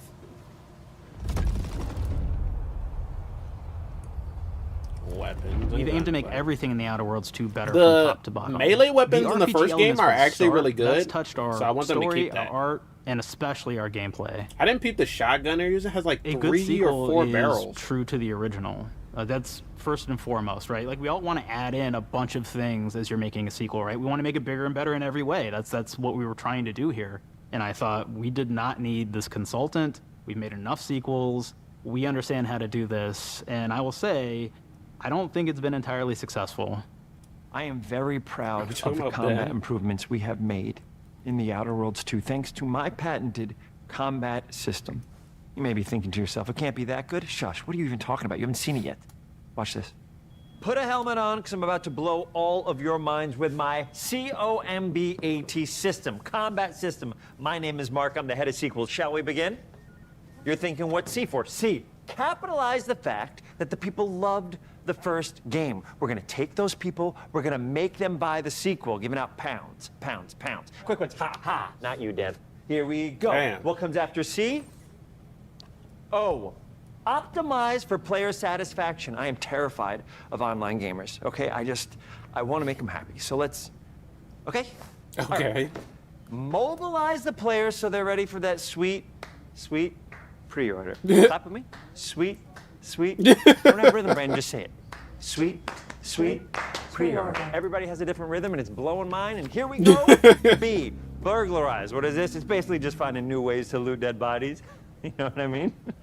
Right, Otis? Burglarize every corpse. Okay. I mean, it's a big part of the game. that is what you Hey, do in the game. I'm you not gotta gonna lie. agonize about how many people are going to be angry that we have just put so much combat into this thing and almost no romance at all. We should look at ourselves. What is wrong with us? Huh? Damn, we can't no have one romance? love story in this? How many people have been in love? Raise your hand. I just Raise your asked hand if that. you're in Like, love. you Are can't you lying? smash any of the I have a companions. wife. Put your hand down. T, trois. In French, that means two. Sequel. I think That means three. Yeah, I said three. We're on two. And how do we end it? You can tell how many fingers I was Anything is holding up possible. because you stare into the And we've sun. established that we're the best there is, and there's no sequel better than us. And if I could just say one more thing, thank you very much. I know I've kind of changed the world of video games today. For the Outerworlds 2, we wanted to improve gunplay in every way. We focused on improving the feel of each weapon, the way a weapon snaps into ADS, the way recoil feels when firing, and how impactful our sound effects really I think sell like the my weapon's problem fantasy. is To things my like how guns unique are reload all animation kind of can add a lot underpowered. character to each weapon. We I have like increased nice the variety of DPS, weapons but by like per including new shot, weapon the types, damage is pretty but low. also through a host of fun and unique weapons. I haven't gotten a sniper or We have anything, things but I have the like a Force couple Blaster pistols, that a fires couple out tumors shotguns. that can explode like grenades. What? Or Ew. can even be eaten by the player for additional health. That's We have a weapon disgusting. called Rookie's Reward that will actually level up the more you use it throughout the game. Oh, that's kind of sick. And every time it levels up, it's got fun fanfare where it's like shooting out confetti and it's got a fun little setup. But look how much, like, they're It was a doing fun weapon damage called with the these pop-up guns. gun. It fires out ad drones that will distract your enemies with corporate ads, slogans, and jingles. Hey, yo. While your enemies are distracted, you can focus fire on them or explode these drones for additional damage. That's probably good for New stealth to the somehow. Outerworlds 2 are throwables. So you can use frag grenades to flush Okay. out enemies, smoke grenades to camouflage and escape, distraction devices to bait enemies into a stealth attack. What about throwing knives? Let us throw knives, please. And even science grenades that will levitate enemies, allowing you to fire upon them while they float helplessly. Okay. But what about throwing knives or And of course, axes or something? science weapons are back. We have returning favorites, like the Shrink Ray. This time it's been upgraded, so you can shrink your enemy down to the size of a Hey, sprat yo. and run over them, exploding them into bits. The Shrink Ray. That Oh was my probably God, you favorite could just one from the step first on game, them. so we brought it into the second game, but we improved it though. So instead of shrinking your enemies for a short period of time and having them re-expand, this time they stay shrunk, and we actually added in the ability to step on them and kind of squish them and kick them, because we knew that that was the player fantasy. We knew that's what everybody wanted to do. They wanted to step on the enemies, they wanted to kick them, so we made sure to double down on that stuff. Hey, yo. Oh my gosh, he In jumped. addition to things like our returning favorites, we also have That's some really insane. fun and unique new science weapons. I'm definitely gonna go One back of to them's playing called Outerworlds Armageddon. 1 after this this. one's really cool because it actually has me hyped. shoots out these masses that are like these little arms that will stick to people or cover Oh, all kinds of God. different things, and they will continue to just hit them until they get destroyed. That's and we have another one disgusting. that's just super cool called the Spectrum Dance Saber. This is a melee weapon that actually lets you attack to a musical beat. And if you continue to do that, you'll actually get additional bonuses each hit you do. One of my personal favorite weapons is called the Big Bang. It's just a big freaking gun that uses material harvested from rifts to shoot out a giant ball of energy, vaporizing everything in its path. Now, ammo's extremely rare for this weapon, but you can use it in just the right I think situation. this is the one to I said that reminds devastating me of effects. Borderlands, because I think Harlow's, her Another ult great one is Gary. is kind of like this, If or you one of her wear action Gary, skills. He will lash out at your opponents as you're walking through combat. So we even have science armors, and we've really kind of shown off Oh my God, what we thought was that really looks great for the player horrible. from a science perspective.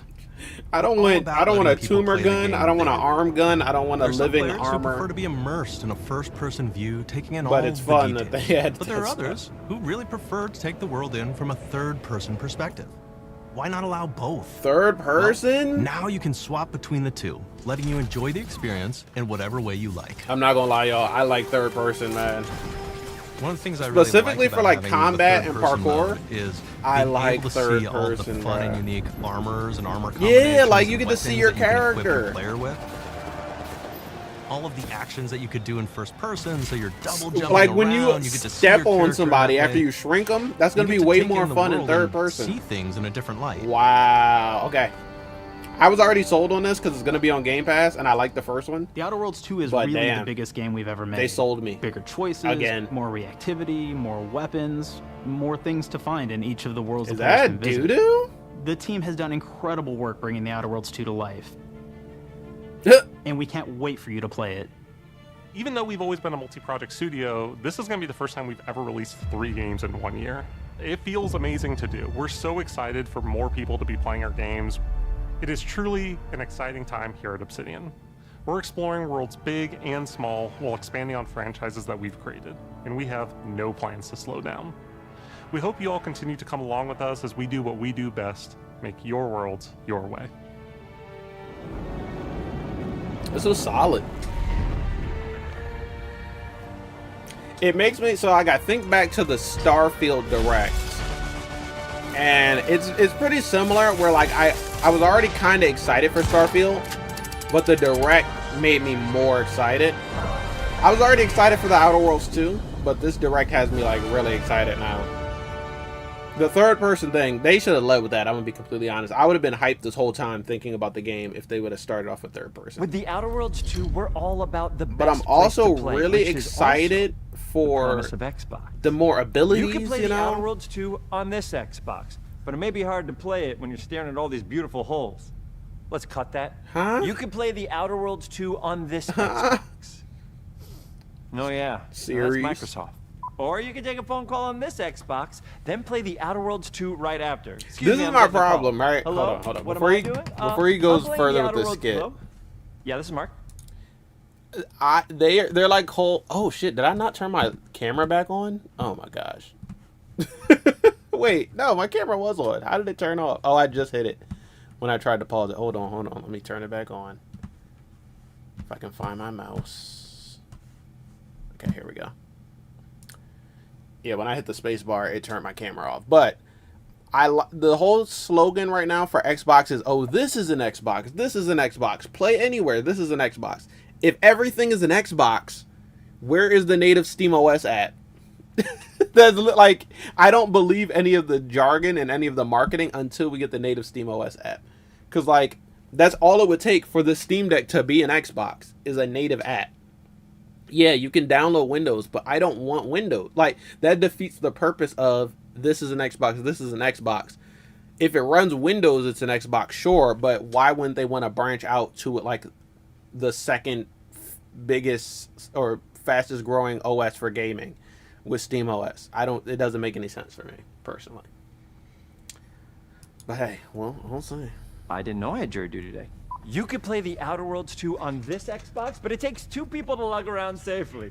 Like, they have an app We're on gonna go up to my TVs, apartment, okay? smart TVs. And I think this is LG an has Xbox one. you actually wear that also plays the Outerworlds 2. What Does do you think, it? Claire? This is amazing. Are you playing? I think so. Fantastic. So Can now you this play is actually PC not Game Pass on an a Xbox, MetaQuest? So you cannot play the Outerworlds 2 on it. Can't play anything on this. I guess Bread. You ever play Bread where you take it out of one slot, put it in the other? I don't have friends. If you Okay. pre-order the premium edition now, you'll get early access, which is like a prequel to the sequel, or is launch the sequel to the pre-order, or like, why are any of us alive at any time? It doesn't matter. That's a Either good way, point. my job here is done. It's time for the Grounded 2 portion of the Direct, which is sort of like the Didn't know they sequel were to the doing a whole Outer Grounded Worlds 2 portion of the portion, but Direct, hey. which I absolutely just hit a home run with. You know, it's really nice to see my influence go on to other games. Take it away, team.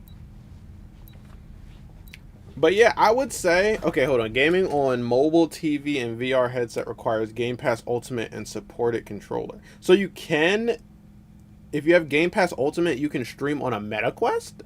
didn't know that. But why is that a thing? Why is streaming on a MetaQuest possible? You can stream on a Steam Deck. That's how I play most of my Game Pass games on Steam Deck. Why can't we play native? I just want to play native. I just want to be able to download Game Pass games onto the Steam Deck like I download Steam games. It doesn't seem like I'm asking for anything too crazy. But I think that's part of their thing is everything is an Xbox because of streaming. Like everything can't natively play Game Pass games, but almost every device can stream it. And that's fine, but streaming is okay, but it has its drawbacks. Like I'll be playing like perfectly fine 95, 96% of the time streaming, and then every once in a while the game won't run at full FPS. It'll only be like halved FPS, or the game will lag crazy for a little while, or the game will pixelate and look weird for a little while. Like streaming is streaming. It doesn't work 100% of the time, and it's fine. But native, I want native. We all want native, bro. We don't want Steam on the next Xbox. We want Xbox on Steam OS. I don't get why they don't get that. Quirky game where you're shrunk down to the size of an ant, trying to survive in a backyard, grew into something way bigger than we ever imagined. Okay, I wasn't 25 million expecting them to do a full Grounded explored, 2 built, direct. crafted, I know they were going to and talk giant about it, bugs but together. Y'all helped make the entire experience very special. I didn't to expect us. the whole thing. The team's been cooking up a ton for Grounded 2, and we're so excited to talk about it. I had to grease some palms to steal a bit of time from the direct to give you a deeper look. Hey, yo. There were so many possibilities and ideas that didn't make it into the first game, so with the sequel, we have the chance to dream bigger. To achieve those dreams, we partnered with the amazing folks at Eidos Montreal. Together, we're taking Grounded from the backyard to an even larger world, the Brook Hollow Community Park. Oh, it's a park. I thought we were moving into the When we city started with the way working that on they Grounded showed the 2, trailer. We knew that we But wanted no, to make a just the bigger park. world. Fortunately funny. for us, Eidos Montreal became our main partner on developing Grounded 2. They have a lot of similarities to the sorts of things that are important to us at Obsidian. They tend to make very narratively strong games. Oh, is They that make ice games with cream really deep stand where the characters and great character progression. They the make like games ice with great biome is? That's gameplay. sick. Everyone at Eidos Montreal is thrilled and honored to be working with Obsidian Entertainment. Our two studios share a lot of DNA. The same things that are important to Obsidian Entertainment are important to us. Choice and consequences, player communities, and doing justice to great IPs and great franchises. The fact that we're the first partners that they're working with to make a sequel to their franchise feels like we're an important Okay, part the of one their thing history. about The events of I Grounded haven't 2 really take played place 2 Grounded. years after the first game. The same 4 But teenagers is are it a returning. story game? So there's Max. I thought it was like a Willow PvE type thing. Like I thought it They're a couple was years older, which base means they've building gone through and a then bit more like high tower school, a bit more combat. mature. I didn't know if there was It's a story. 1992. The world's a little bit different, but we're still in that fun, nostalgic era of the early 1990s. There's that guy. What's Grounded his 2, name? We're Girth? moving the action out of the backyard, Girth Jack or into something like the that? Brook Hollow Community Park. Not only is it bigger, it allows us to tell a lot more stories and expand the world of Grounded by exploring what the community of Brook Hollow has been up to and what they've been through. The park overall is about 3 times the size of the backyard, and our initial starting area is actually the same size as the entire backyard from the first Grounded. The reason we wanted to move into a park wasn't just to create a bigger world, but was to give us the opportunity to explore the community of Brook Hollow and what secrets have they been hiding. What we love and what we're excited about in terms of the park is the opportunity to create environments and landmarks that are mundane at normal size, but are colossal wonders when you're the size of an ant. Everything from a giant trash can to a community picnic table or a snack bar. All of these areas come to life in a brand new way. Part of the fun in Grounded 2 is that the park was evacuated really quickly right before our teens were shrunk. And that means that the park has been sort of turned upside down and is in a topsy-turvy state. And that leads to really fun environmental storytelling, but it also leads into the creation of amazing biomes for our characters to explore. One of my favorite examples of this is the ice cream cart. Yes, the In ice all the biome. commotion, the ice cream vendor's cart has been knocked over and its contents have spilled out into the ground. And what this means for our young adventurers is that they'll be able to explore this frozen cave of interesting challenges and colorful Lovecraftian horror. Damn, what was We that? have one anthill that's actually somebody decided to bury a bunch of toxic stuff in the park. And so there's all these toxic chemicals underground. The environment looks very cool and very spooky with all of these sort of chemical pools. And of course, nothing can live down there except for one type of insect, the cockroach. We're oftentimes reinventing environments, and in future updates, you're gonna see a ton of new stuff. You do a lot of fighting against insects of all shapes and sizes. We didn't just want it to look better, we also knew we wanted to add a new layer of strategy. The changes that we've made aren't limited to tuning animations or adjusting attack or defense numbers or making characters or insects move faster or slower. But we did all that too, but there's also an entire sort of rock, paper, scissors strategy involving light attacks, heavy attacks, and blocking.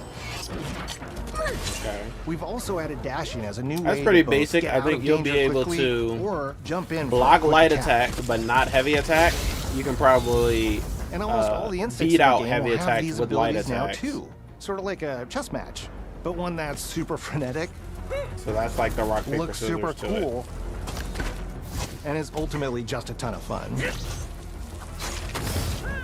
We're Hey, getting yo. into clear play styles for tanky warriors, low defense, high damage rogues, effect wielding mages. And this and is this ranged also going to be hunters. first or third person?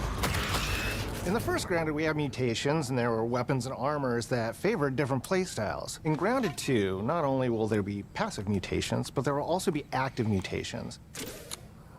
And a lot of those mutations support these archetypes. My favorite way to play pretty much any game is chasing after those game-breaking builds. And that's why I'm so excited for what we're doing with archetypes in Grounded 2.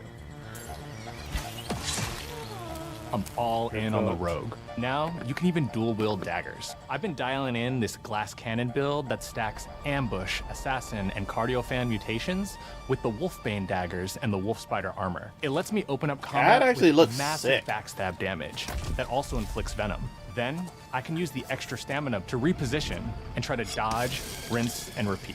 It's high risk, high reward, and absolute chaos in all the best ways. That's kind of how I want to play I'm looking forward to Outer seeing Worlds what 2. wild combos the community comes I want to up be with stealthy and what they inevitably break once they get their and hands fast on the archetype moving. system.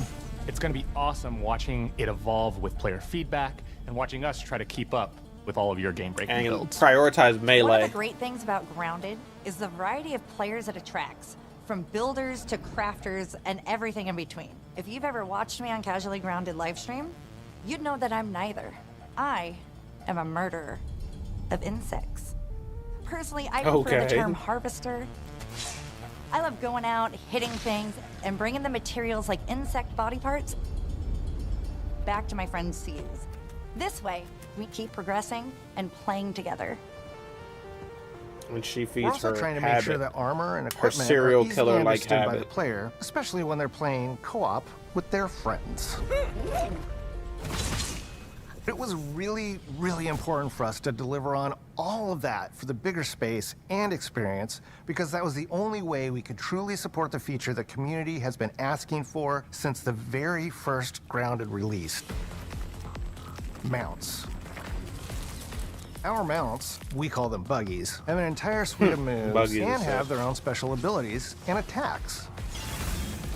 We really wanted the buggies to be an extension of the player in every way possible. And that meant making sure that buggies had unique and valuable abilities across all the core pillars of Grounded. So that doesn't just mean exploration and travel. That has gameplay implications for combat, crafting, and building as well. Oh, that's Just cool. like how we wanted to expand on player playstyles throughout the game, we're going to make sure that every buggy that we add has its own personality. The Red Ant soldier can enlist up to 2 Red Ant workers to follow you around and help you out. If you get into combat and you don't want to fight while you're saddled on your buggy, you can jump off and they'll fight right alongside you and provide support. Got a stink bug? The Orb Weaver buggies are a little less useful when it comes to general utility, like building a base or harvesting, but they're awesome when it comes to combat. Sure, their defenses aren't super strong, but they're heavy hitters. They're also super fast, and they have some great special abilities, like a scream that allows them to stun lesser-powered insects, and the ability to shoot webs and entangle other creatures. So the Orb Weavers won't be your base-building buggy. You should use the Red Ant Soldier for that. But they're super fun for exploration and combat. Red Ant Soldiers and Orb Weaver Spiders will be available at game preview launch. There will be others in the future, but those are the 2 we're starting with. Ooh, what about the flying mounts, The connection bro? that our That grounded could be community sick. has with us is something we want to keep forging with the sequel as we make an even bigger game than the original. Pretty much from day one, I'm definitely we gonna knew we play wanted this to at the return to preview. game preview for Grounded 2. Yeah, that's I remember the Comes with some first game trade-offs, coming like to preview. Oh, the game's not done and it's out to the world. But there's so much value in building it alongside the community. that was disturbing to look at. But yeah, I remember the first game going to Buggies game change preview, how and you it was there traverse for a minute, and that's how a and lot of navigate people the first park. got into it. That early access period. What we're doing with Grounded 2 is we're actually keeping zip lines held back, so we can see how players engage That bro with buggies, has a and then face we on can the back tweak of zip his lines head, to bring bruh. them back over time to really complement that buggy experience and make exploring the park far more fun. That kind of feedback loop helped shape the original Grounded. They and we keep wanted to showing shape this the picture of, design like- for Brook Hollow Park. I don't know if they're archetypes, testers buggies, or all of devs, it. but we also learned a lot. the from same that first 3 time people around. playing the One game. thing that stood out immediately: players blaze through our content, especially the story. That makes sense. Story, characters, world building, that's kind of Obsidian's thing. It's the flavor we bring to the survival genre. So more this story? time, we're starting with a much bigger baseline. Big story. There's been an explosion at Brook Hollow Park. Chaos descended I would on be a most interested for the ceremony story commemorating aspects the of it, to be 2-year honest. anniversary of when 4 teenagers were miniaturized against their will. One of our favorite parts of the first game was watching the community uncover clues and spin up theories. This time around, we're leaning even more into that, and we'll be keeping a close eye on what our players discover and how they interpret it. Because you never know what might inspire us as development moves forward. We really started to hit our groove at the end of Grounded 1. We found that being open about what we were planning and then following through was key to building trust with the community. As a small team, we had to experiment with update pacing For and real, scope, for real. and what we found resonated the most with all of you were bigger, beefier updates, even if it took us a little longer to land. So that's the plan. Larger, more complete updates spaced out just enough so we can take your feedback seriously and make every drop count. You can expect in our big updates new buggies, new biomes, new building pieces, all the good stuff. And we're launching with a public roadmap so everyone knows what to be excited about in the future. All of us at Obsidian Entertainment and Eidos Montreal are super excited about how close we are to letting all of you players get shrunk a second time and explore the all-new park on buggies in Grounded 2. If you're a returning Grounded player, we're really looking forward to you experiencing all the improvements. If this is your first time getting tiny, then all I can tell you is that a world with an entirely new perspective This is and your an first time entirely getting new feel tiny? awaits you in Brook Hollow Park. It's time to ride together and survive together.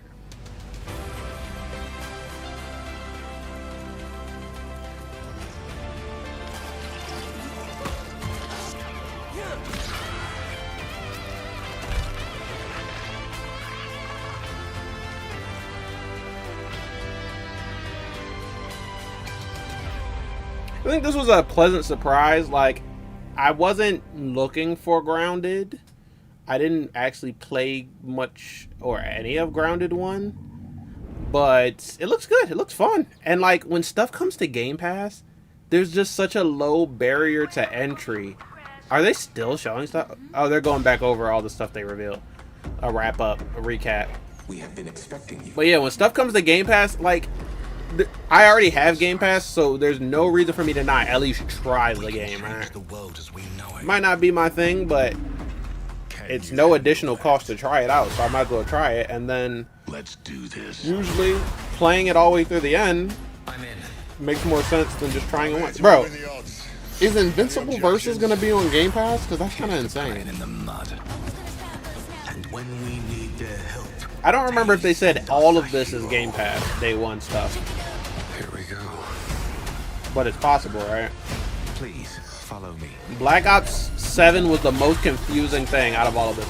But I told myself I was gonna play Black Ops 6 campaign, and I still haven't played it. There are no ghosts at the Grand. That was a random one.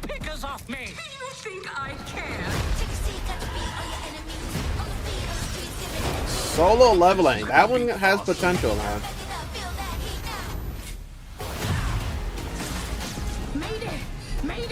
This one, Aphelion, that one could be a banger. I'm looking out for that one. I'm not looking out for the Gunnar Pokemon game, bro. I'm sorry. I'm acting like that one doesn't exist.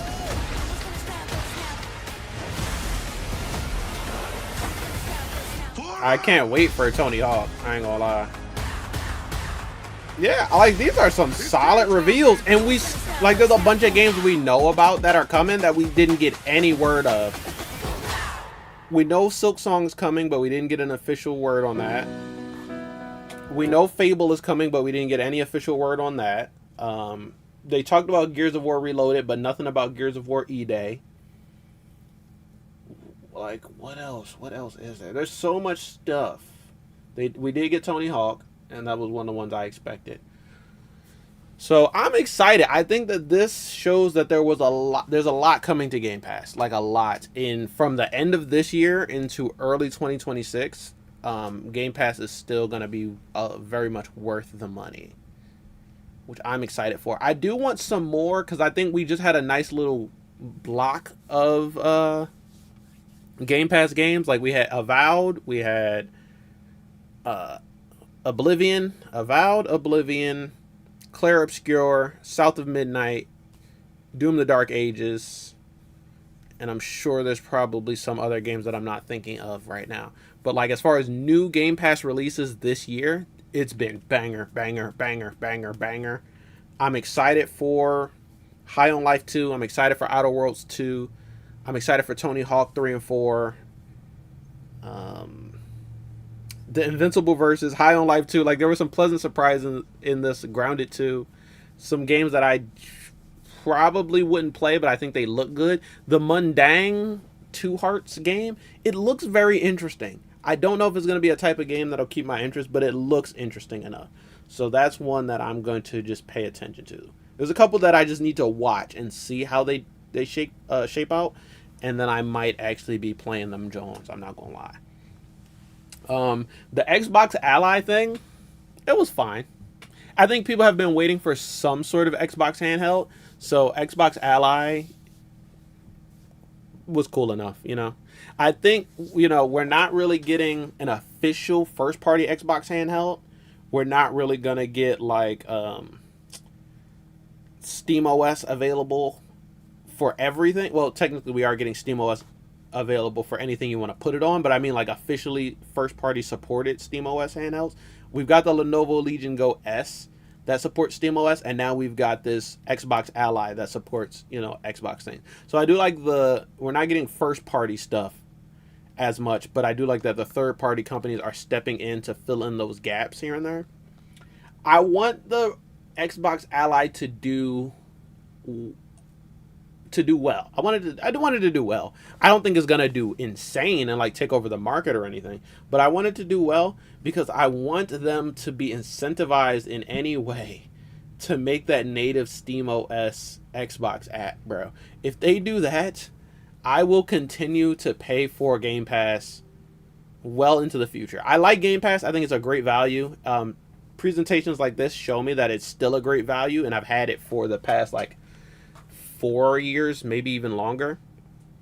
But every time I have to renew Game Pass, it is annoying. Like the process to renew Game Pass Ultimate for a whole year, you got to jump through so many hoops. It pisses me off.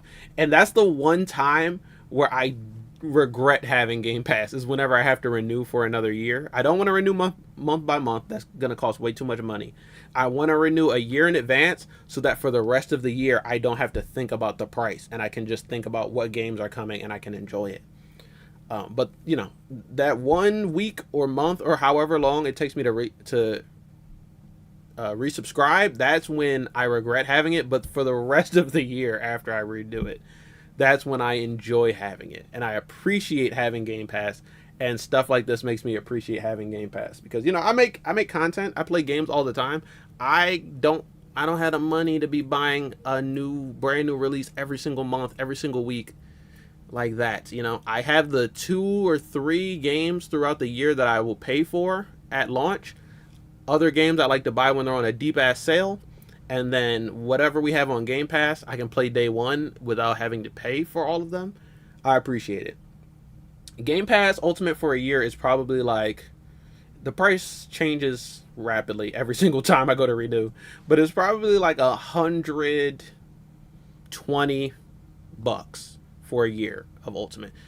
Maybe it's a little more, maybe it's a little less, somewhere around $120. That's the price. That's not even 2 games. If you buy 2 brand new games at launch, you're paying at least $140 these days. So it's definitely well worth it because I'm sure enough going to play more than 2 games a year on Game Pass Ultimate. And I appreciate I can play AAA games. I can play smaller AA games. I can play indie games. I can pick up a game and just try it out as a trial system with like no harm, no foul.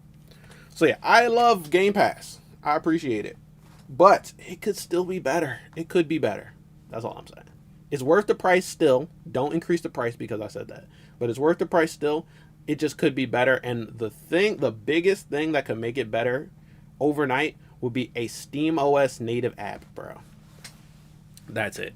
Even if it was like a one-time payment, you know, like you got to pay $10 for the app. And then after that, you can just natively play Game Pass games on SteamOS. You can download them to play offline.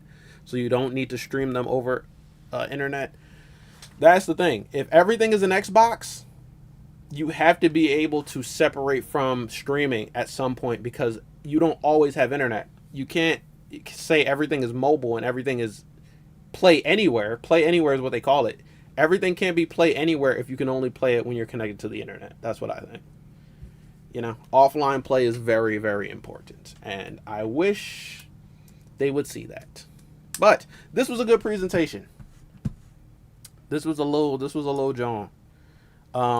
The Grounded 2 thing, it didn't have to be that long for me personally. The Outerworlds 2 Direct though was really good. The showcase itself was really good. Stuff like the Clockwork Revolution trailer was so long. I don't know why it was so long. But there were a lot of pleasant surprises. This one here, Ufilmee, the space game, the other space game, that one is one that I'm going to look out for. Invincible Versus is going to be crazy. Ufilmee is going to be interesting. Tony Hawk Pro Skater 3 is going to be Tony Hawk Pro Skater 3. Like, we already know what to expect from that one. Super Meat Boy 3D was a surprise. And there's just still so much more, like I said, that we know is coming. We know is going to come at like 2026, like Fable, and we didn't get anything new about Fable. I think because they want to do something specifically for Fable, or they want to save Fable reveal for like Gamescom or Game Awards or something. But I want to see some Fable. I'm still excited for Fable. I replayed all of the original Fable games. I beat 1, 2, and 3, waiting for the new Fable, and as soon as I got done, they were like, well, actually, we're going to push it back to 2026, so that's interesting. Indiana Jones DLC was hype. I don't know if I'm going to play it. That's another problem, too, is like, I am only really worried about the story mode for these games. Indiana Jones and Starfield are like the best examples.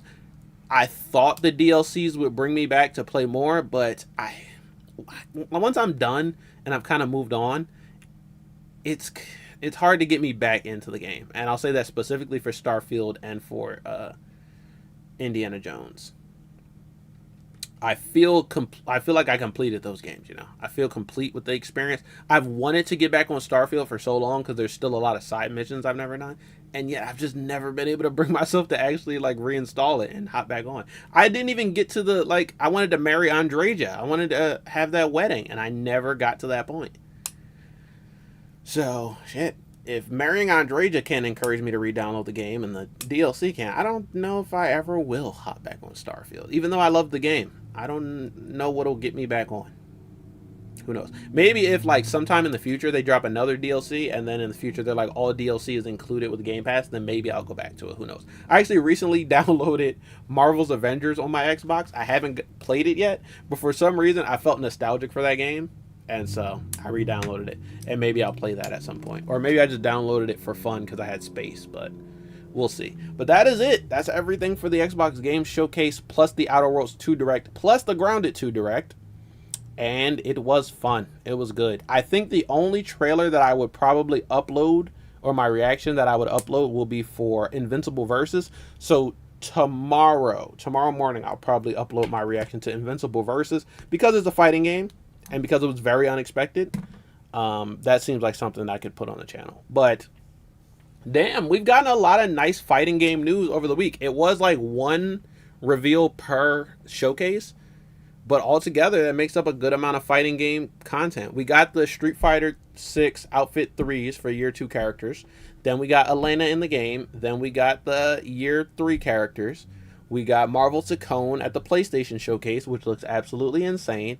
And we got Invincible Versus now. And I think Invincible Versus, did they say anything about exclusivity? I doubt Invincible Versus will actually be exclusive to Xbox, because I just don't think that would be a good play. But if it's console exclusive to Xbox, then okay. But if you want to have both Marvel Tokon and Invincible Versus, PC is the place to be, because it's right in between. While the consoles are fighting about console exclusivity, PC just has everything. PC just continues to win. Damn, when was Invincible Versus? Was it early? Was it before or after Matt Booty?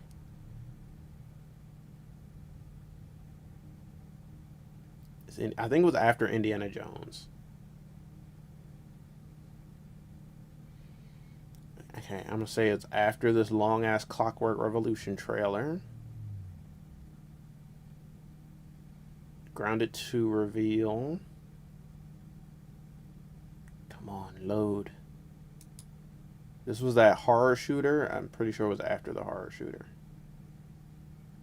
This was the game I was talking about, Aphelion. This looks interesting. This is one I'll keep my eye out for. I might enjoy it. But it looks like it's all traversal survival. I don't think there's going to be like any combat in that. Come on. That's the Mundang John, Fallout John, the solo leveling John, the Gunner Pokemon, Tony Hawk, Fate's End, Persona. How far in was the Invincible game? Okay, here it is. I like the art style. Like, before I realized it was a fighting game, I was actually interested in the art style. It's not like your classic 2D comic booky look. They go for like a 3D kind of look. It looks a little smooth. It looks a little mobile-y, but I think that it looks good enough. I'll say that. It's a fighting game, so I think that the way it plays and the way, gameplay is going to be more important than just art style, but art style is going to be an important factor too. Okay, it is coming to PS5. It's coming to everything. So that's good. But it'll be Xbox Series S Cloud. This one doesn't actually say Game Pass day one or anything. So this might not be a Game Pass game. This might just be one of the games where if you buy it, you can stream it on cloud with Play Anywhere, but not Game Pass exclusive. So, damn, might have to pay money for this one. Oops. Hopefully it's not a $70 game, because I think they've only showed a couple characters. I think this one looks like maybe like a $40, $50 experience. We'll see. But I'm interested in it because it's a fighting game. So, we will see. We'll talk more about that. I think this was a good presentation. I gave Summer Game Fest a C-. I would give this a B+. This was good. This was a little bit more packed with interesting reveals, I think, in my opinion. Good stuff. There was, I hesitate from giving it an A because there were a couple games missing, like Fable, like Silksong didn't get an official thing, even though there was a mention. So it could have been better, but it was good. So I won't take away from that. The PlayStation show, I didn't give a grade, but the only thing that I was interested in from the PlayStation showcase was Tokon and a little bit of First Light. But I think that they're kind of shooting themselves in the foot with First Light because they're talking so much about Mind's Eye and Hitman that they're not actually getting us hyped for the James Bond First Light game. But PlayStation show, I'll give a C. Summer Games Fest, I'll give a C. This one, I'll give it a B+. That's how I feel. But that's going to be it for this one. I'm going to get up out of here before we hit 3 hours. It was a good show. But, guys, let me know how you feel. Boom, hit me with the 3-hit combo. I need you to smash the like button like Ryu, spear the subscribe button like Scorpion, kick the notification bell like Kazuya if you enjoyed this Xbox Game Showcase. If you didn't enjoy this Xbox Game Showcase, go ahead and tell me down below in the comments how you felt about it, what you thought was missing, what you thought could have been better. Make sure you guys are subscribing. We're getting closer and closer to 900 subscribers. We passed 850. I'm very excited for that. Appreciate any and everybody who has subscribed already, but we're not slowing down. I got videos. I got a bunch of videos from last week. Like, I uploaded almost a video a day last week. But I'm going to upload my Invincible versus reaction. I'm considering uploading my Wu-Tang game trailer reaction. I don't know. I'm going back and forth on that. I will be uploading a new video every Friday. I got a new video. So this Friday is going to be some more Last of Us Part 2 gameplay. We're almost done with that playthrough. We're getting closer and closer to the end. You'll see where we're at when that video goes up Friday, noon Eastern. And then also next weekend is CEO. So we are going to be back with fighting game tournaments. I'm going to react to Mortal Kombat 1 on Saturday. Top 8 for that is going to be another pro competition tournament. And it's looking stacked. I don't think Sonic Fox is registered, but Sikander is registered. Rewind is registered. Gur is going to be there. So it's going to be interesting. I think Snake Doe is registered, the Chilean player. Don't know if he'll make it because he was registered at a previous tournament that he didn't make it out to. But we'll see, man. We're getting closer and closer to Final Combat. There's only a couple more major events left, and CEO is going to be one of the biggest ones. So I'm excited for that. And I probably will also react to another fighting game tournament maybe on Sunday. But I don't know which one. Should I do Street Fighter 6? Should I do Tekken? Should I do City of the Wolves? I haven't reacted to City of the Wolves yet, so that's a possibility. But also Street Fighter 6 is on a brand new patch. If Elena is playable, I will definitely consider checking out some Street Fighter 6 at CEO. But either way, we'll find out next weekend when all of that goes down. Check out my last stream, which was Summer Game Fest. Check out my reaction to Marvel Tokon. Check out my gameplay video for Elena and Street Fighter 6. Check out, what else did I upload? Street Fighter 6 Outfit 3s and a whole bunch of other stuff. I have a lot of videos out right now and a lot of videos coming soon. We're not stopping or slowing anytime soon. So make sure you guys subscribe and hit the notification bell if you don't want to miss out. But that's going to be it for this one, you guys. So tell me how you feel. Tell me if you feel me, and I will see you next time in another new one. Peace out.